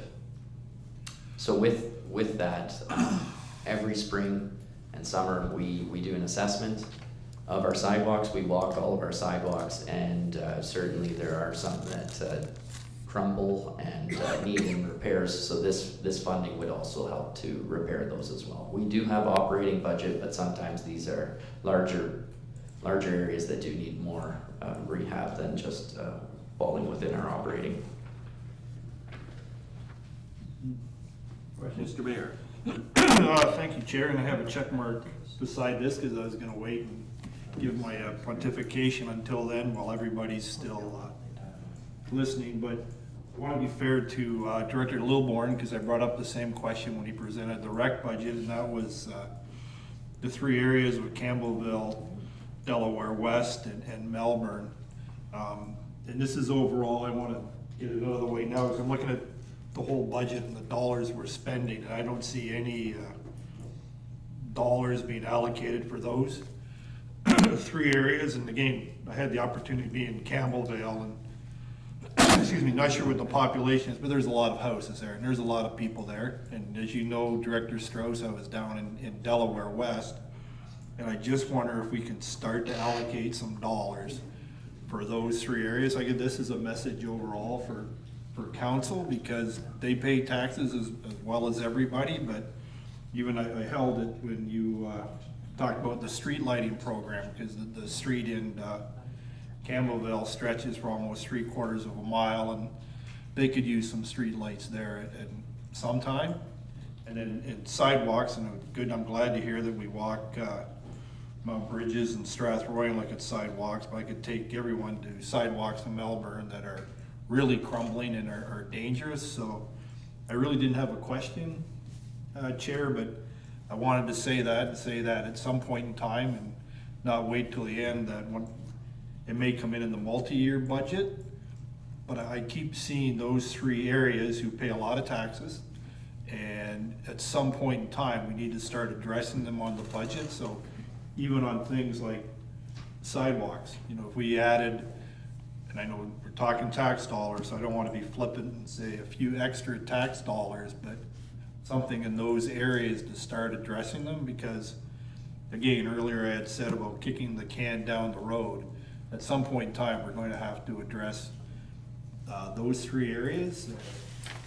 You know, when I was in Delaware West, there were some pretty big houses that are paying a lot of tax dollars that need some attention. And I understand the tax base is small, but all I wanted to do, Chair, was bring it to this committee's attention that at some point in time, we're going to need to address those three areas and spend some of, not our money, but their tax dollars that they have given to us. So, you know, something like sidewalks, if we allocate an extra 50,000, whatever amount of dollars to start taking care of those areas, I think it'd go a long way to start servicing, as I call them, or underserviced areas that need some attention. So I'll yield my time. Thank you. Just a question for my own understanding. I know street lighting is area rated. Street lighting is area rated, correct? So if you haven't got street lights, you're not paying for street lights. Is sidewalks the same? No.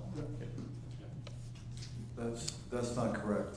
We've now moved streetlights into the overall. So it used to be area rated, but streetlights are general levy, we'll call it. So it's part of the property tax rate. Councilor Derbyshire.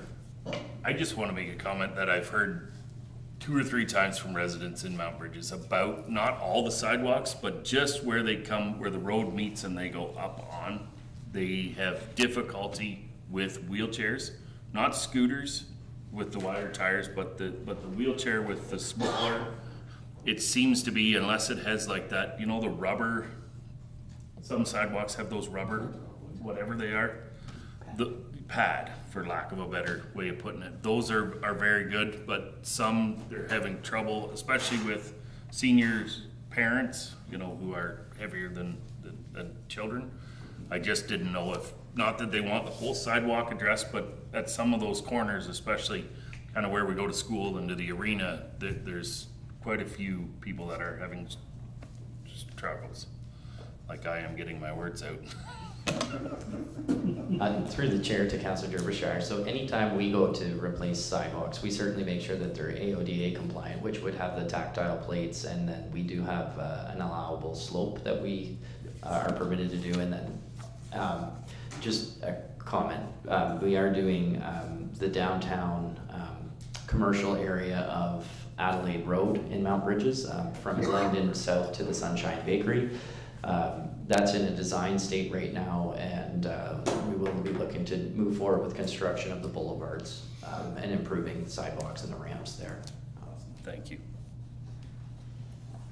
Again, just to know, they're all, you know, all great points everybody's making. It's just, they're big, you know, it all costs money, right? And it's gonna take time to get to the standard. Oh, sorry, Councilor Wilson, you were first. Yeah, just a question on hearing the streetlights were moved to the general levy. I know that there's a lot of people who don't have streetlights. We live, are we gonna be getting streetlights if we're paying the levy for them, if we're in a more populated area? Specifically the Parklight and Troops, the houses are almost as close together as some places in Strathroy and Campbellville maybe even streetlights too. If the levy is not, if there's a streetlight levy, or there's not a levy and they're all in general taxes all the way across, does that mean we're gonna be giving streetlights and sidewalks to all those places who are similarly dense but not in an urban area? Because if they're paying for them, I think we should probably be giving them. You're answering this question directly first. You don't want to. Through the chair to Councilor Wilsey, so the issue in the past has been,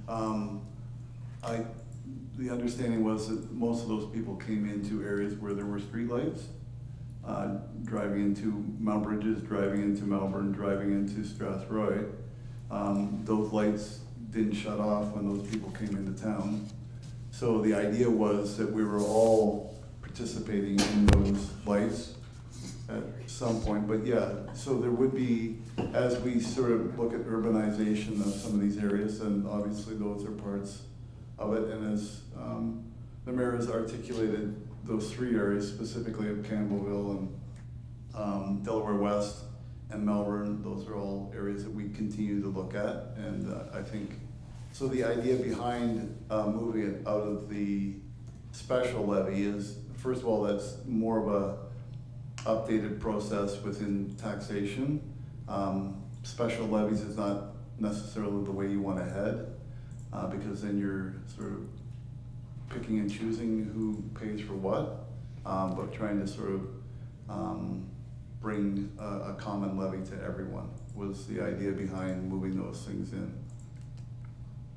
So if Jake wants to take another stab at just sort of how we look at rolling that out, that's up to Jake. I'll let Councilor Brennan. Just with regard to sidewalks, over the years, I think the council has always struggled with this. In terms of the entire budget, it's not a very large number, but it gets an awful lot of discussion. Over the years, the councils have always tried to emphasize pedestrian safety. And we've tried to create slowly, over time, a sidewalk network that deals with the needs of the community for pedestrian safety, as opposed to just putting sidewalks on streets with big houses. So I think we have to be careful when we discuss this. Pedestrian safety is what it's all about, and that's what we've done over the years, and I think we have to continue doing that. And I think there is probably a very good case for taking a look at pedestrian safety in some areas of our municipality where we need to have, on some roads with significant traffic, separation between pedestrians and motorists. And I think that needs to be the guiding principle. And that's what we've done over the years, and we'll continue doing that. The question always is, we look at this amount, $110,000. It's just like when we look at tar and chip, $940,000. And if you want to get out, if you want a bigger bag of money, then we have to do tax dollars. And we're going to get down to the crunch probably in a couple of weeks. And we've already had an 8% increase at the county, is it? Well, you know, gee whiz. Inflation's eating away at us right now, and I can tell you right now, when we get down to brass tacks, these numbers of $110,000 for sidewalks and $940 for tar and chip, which do not affect our tax base right now in terms of an increase. For every 1%, you're gonna get, what, another $150,000, is it right now? So if you want to increase tar and chip, and if you want to increase sidewalks by, you know, $150,000 each, you're tacking 2% onto the tax rate. Mm-hmm. This becomes the thing. And so councils over the years have always talked about wanting to do a lot in a single year. Instead, what we've done is we've ground away and do a little bit every year, because when we get right down to brass tacks at the end, when we're looking at the final number, do you want a 2.9% increase or a 5.2% increase? The first thing to go is, well, we're not going to spend more on tar and chip, and we're not going to spend more on sidewalks. But we have that option, but that's the reality will be in about 2 or 3 or 4 weeks. So that's just my little piece. But I think that on sidewalks, I think not to talk about another community, but I think in London last year, on some of the quieter streets, people don't want sidewalks. They were protesting. I think in London they wanted to build a sidewalk somewhere, and the people said, no, we don't want a sidewalk. And so, you know, so we have to keep that in mind as well. So it's those, as you said, those heavier populated areas where it's a safety issue. So. Or they don't want a sidewalk on their side of the street. Yeah, yeah. Because it cuts their driveway and it cuts their front lawn. Yeah. And a lot of those places too, there's no curb and gutter, there's ditches, and which makes the sidewalks really difficult. Yes, exactly. Mm-hmm. Yeah.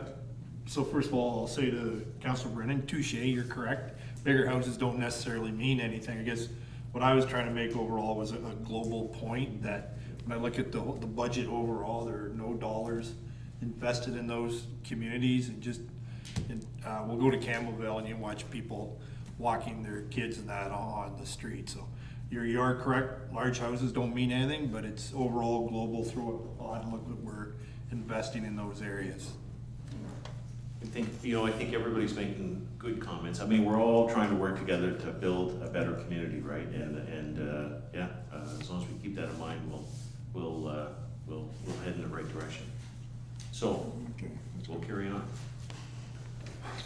Thank you. So I'll move on to bridges.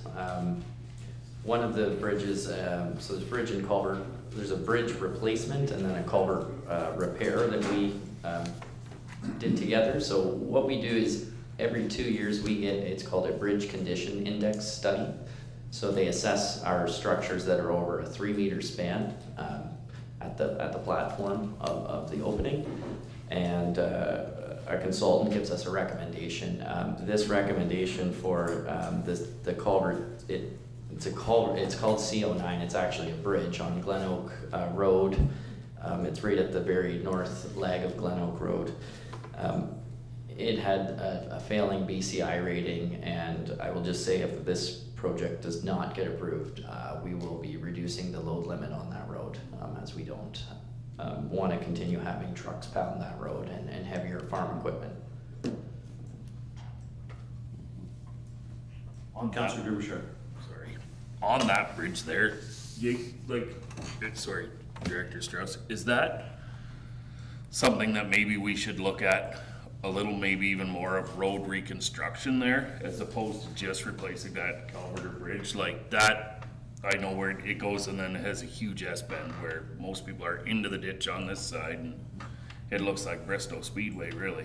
Like, so maybe there's more to be done at this thing than just the culvert. Through the chair to Councillor Derbyshire, yes. Actually, we have just done some preliminary work, and you may see some stakes out if you do drive the area. We were looking at straightening out the road, and that would certainly be part of this project. Okay. It wouldn't just be a replace for Okay. what's there. Perfect, thank you.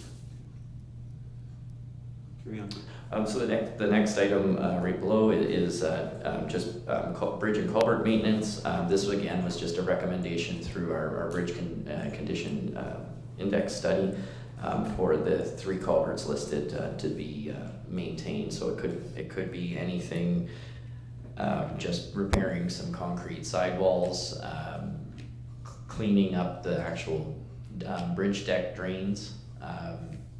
Or maybe rehabbing the actual shoulders of the side of the road at the culvert as they've been eroded.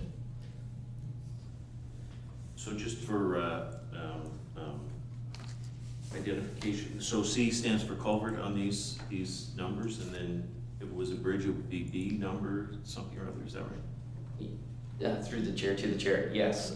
So they were just given generic identifiers. We do have a lot of culverts, and I think we have 4 bridges in Strathroy-Caradoc. So they all just had the C identifier up front. But the Glen Oak one is an actual bridge. Right. Thanks, Councillor Derbyshire. C17 is in both of them. Director Strauss, is that one or the other, or like either we replaced and repair and replace, or just do maintenance, or is it a bit of both on that, or? Through the chair to Councillor Derbyshire, actually, it was an error that I typed in at the initial. I have an updated sheet in front of me, but it is C1 actually for the C1 and CO9 for the first item, and then the second one below would be the C17. Okay. Sorry about that. But no, you're correct. Thank you. On mine it was good. Yeah, that's good. Yep, thanks. Go ahead, Jake. The next item is a public works yard reserve. So this was the idea to relocate the Strathroy Public Works yard. This would be an annual occurrence until we saved up enough funding. Just high level, we are looking at the $8 to $10 million financial impact. This culvert, we're doing the Agnes Drive extension and creating additional industrial lots, and the very south lot on the east side would be reserved for the public works yard.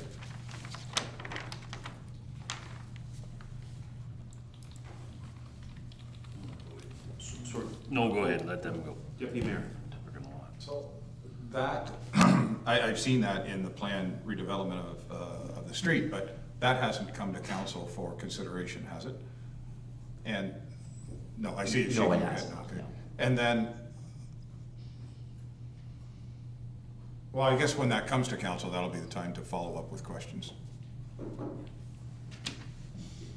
I mean, at this point, it would be building a reserve at this point, and I assume that if we're running short of money, then this is one of the places where you don't need it, right? So, well, you do need it, but you don't at this point, so. I saw another hand. Councilor Wilson. Is this only for the Strathroy Public Works? I've heard talk about doing something with the Mount Bridges one to move that out to the area where we're looking at the potential new firewall. Is this only for Strathroy, or is there another function of reserve where we're looking at the land for that other public works yard improvement? Through the chair to Councillor Wilsey, this one specifically was just for the Strathroy yard, but there was a discussion of relocating the Mount Bridges as well. I'll just add the Mount Bridges one is a more well-established facility. It actually houses all of our larger trucks that do our snowplow maintenance, and it does have enough bays for heated storage. It has a salt dome, or salt and sand dome, I should call it. It's just a more functioning yard at this time, so. So there is nothing for the new Mount Bridges one then, correct? Currently, right now, no. Councilor Derbyshire, did you have something, or did I? Go ahead. No, let Councillor Pelkman go, and then I'll ask one more. Mine was just. So I was actually quite surprised to see the works yard on the north end. I don't like the idea of having a works yard at the very extreme end of our municipalities, so I had some discussion with Jake and asked if the current public works yard had enough space to do some upgrades as opposed to building a completely new works yard. Through the chair to Councillor Pelkman, yes, it does have enough footprint. I'm trying to choose my words here. It does have enough footprint on there. Just currently, it doesn't have the housing for the additional abrasives like the sand salt dome. As I'm looking over, I am seeing some conservation area that is regulated at the facility. But the actual footprint, I guess, could accommodate. However, it looks like there is some conservation. So perhaps what might be a good idea is since we know that, because even in the Mount Bridges works yard, we know those buildings are getting old. They're getting battered, and as you know, you got some pretty heavy equipment going in and out of there. So maybe we could make this public works yard generic for which one it is, knowing that we have to upgrade both of them. Keep the dollars flowing in there so that we have a pot of money that's available for when we do need to upgrade them, and then have a fulsome discussion about the Strathroy works yard, about whether or not we actually have to build a new one or can function with the old one, which in my head, I think would save us some money. Councilor Derbyshire. That was kind of where I was going with. I'm not too sure if that north end site is the best, and I was going to ask Jake whether he agreed with that too. And if that land is set aside for that and does sell, maybe that money should then go into this kitty for the public works yards for us to purchase or do something with it at that point. Director Deacon. So as this would be a new reserve, one of the things that, according to our reserve policy, would be the council would then set up some parameters around what that reserve would be used for. So in this case, although it says public works yard, it doesn't delineate whether it's Mount Bridges, it's just the public works yard. So the idea would be then, if this were to get approved, we'd have to add it to our reserve policy. Reserve policy stipulates that council then put some fences around, we'll call it, what that money could be used for, because we don't want to just flow money into reserve that becomes sort of a, for lack of a better term, just money sitting there. This money would then be earmarked for specific purpose. In this case, we could say for public works yards or public works, and then where it goes is within the confines of that. So any reserve that's set up is set up with a policy as to what that money can be used for. Councilor Brown. our CEO Dakin's a good grammaticist, because I was gonna do the same thing, just pluralize the word yard, yards.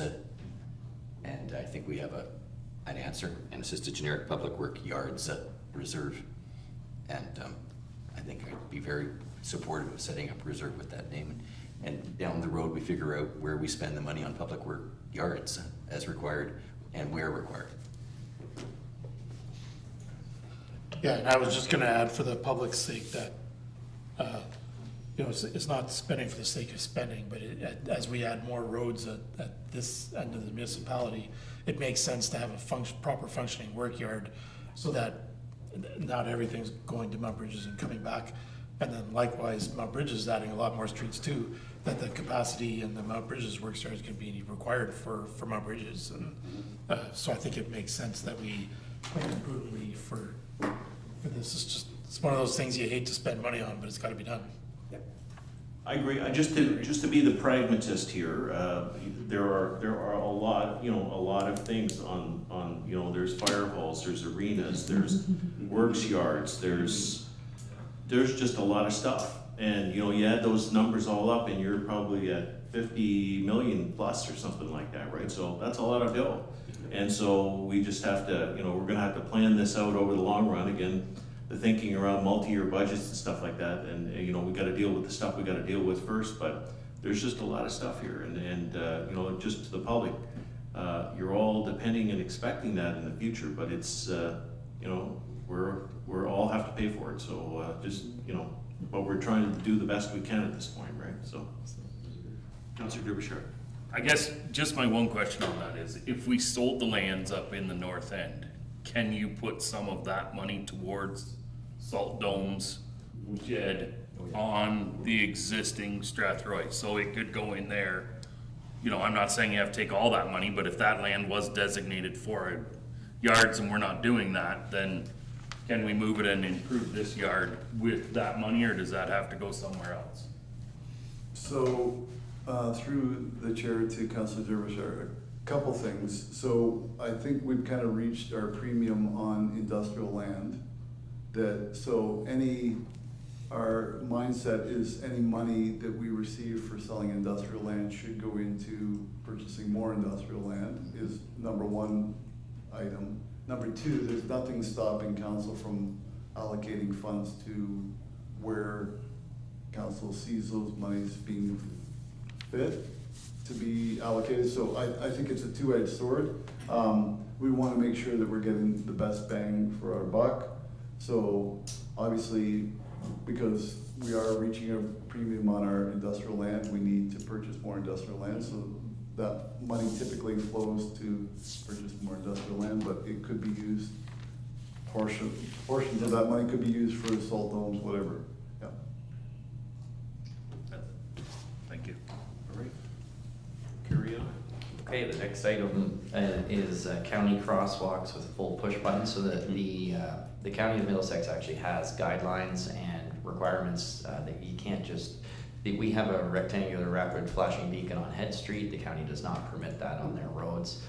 They want the big hardware, like with the arm across the road, and full push button stoplights. So the cost that we received was in the range of $80,000. So that this one is specifically, our staff's thoughts were to install this on the intersection. It crosses Glendon Drive in Mount Bridges at Bond Street, and there is a sidewalk that has been installed on the south side of Glendon and does connect to Thompson so that the kids can get to the school there.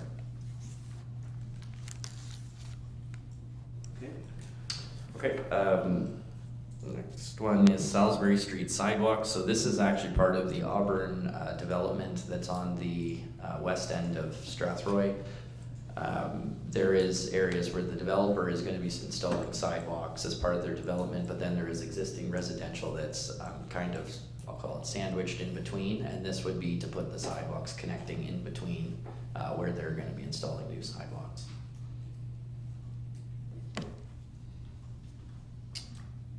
The next is Salisbury Street. Oh, sorry, I just said that. So next one is traffic calming measures. This is actually a carry forward from last year. We'll be looking at, we did procure traffic counters last year out of a different fund, and we're really collecting that data. The police are now sharing their data with us. They have 2 pole mounted signs and 2 police speed radar trailers, so we can really take that data back to our traffic committee and then make a recommendation to the council on where to install these traffic calming measures. Next one is it's a rectangular rapid flashing beacon installation. So that is the installation that we do have on Head Street, areas that we were anticipating to install them. At the start of the budget was actually along Head Street, but we did just put a stop sign. Another road we were considering was McKellar Street in a couple areas, just as there is 3 schools along that road. So this would be for the installation of 2 of the rectangular rapid flashing beacons.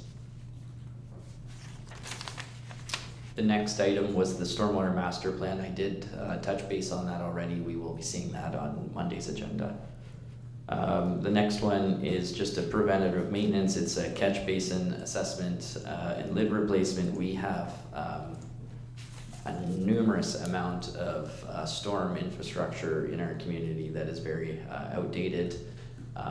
So this would be to assess everything and then replace what's needed. So this funding would not just be for the assessment.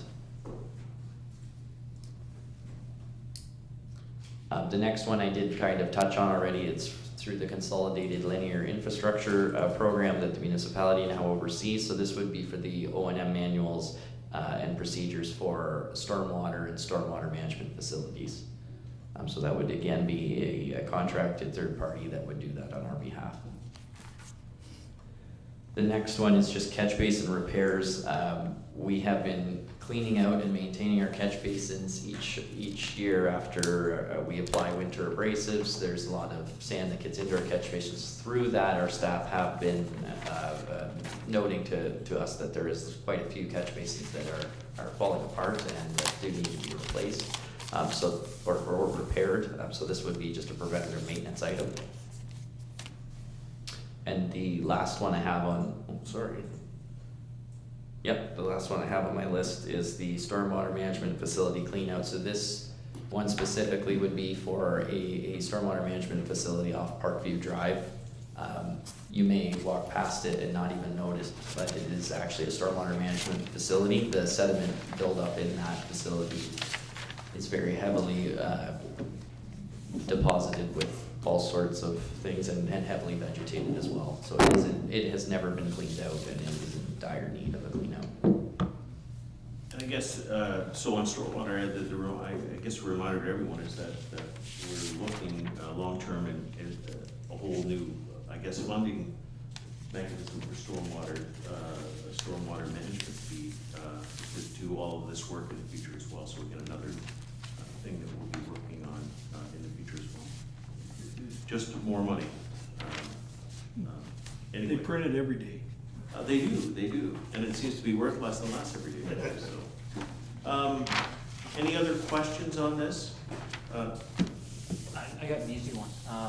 The stuff that we've already approved, we're well under the budget on a number of the items. Will this sheet be updated with the totals reflecting what our actual costs were rather than the budget, so we'll get like 3 or 4 million back? That's the plan for next week, to have those numbers adjusted to give you the actuals for those plans. Yeah. Thank you, Chair. So I think what I'd like to see are the percentages. With what we're looking at, because I think that totally changes this conversation dramatically. Probably would have shortened a lot of this conversation. So I would like to see that. Well, that's where we're headed next week. I mean, you know, I apologize. I mean, we're late in the year, but I think, especially for new council, it's important to see what the dream list looks like, right? And to see what. There's nothing really frivolous on any of these lists, right? And they may need to be pushed out to sometime in the future or whatever the case might be. And but I think it's important that everybody sees what needs to happen. But absolutely, the plan to come next week is with a preliminary number is what will happen if we approved everything that's on these lists what will happen to the tax rate, so. And I wasn't suggesting that if we would have received anything different on the Yeah. reports, not a Yeah. vetted report by Yeah. staff, Yeah. but a bottom number saying, here's really what you're looking Yeah, at. you know, and I Set a appreciate, different I conversation. appreciate that, yeah, Thank you. yeah. Okay. Anything else you would like to say?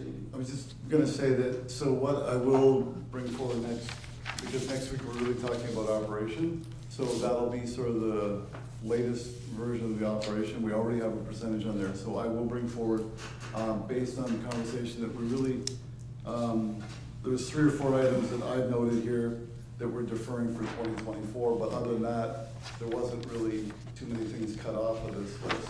So what I will do is bring forward, based on the discussions we've already had, here's where we're sitting. This is the rate increase that we're looking at based on that, and then it'll be capital and operating. Operating, you'll see the numbers right in front of you. Capital, we can use that large spreadsheet as well, but I'll consolidate those 2 numbers so that you're well aware of what we're sort of looking at right now.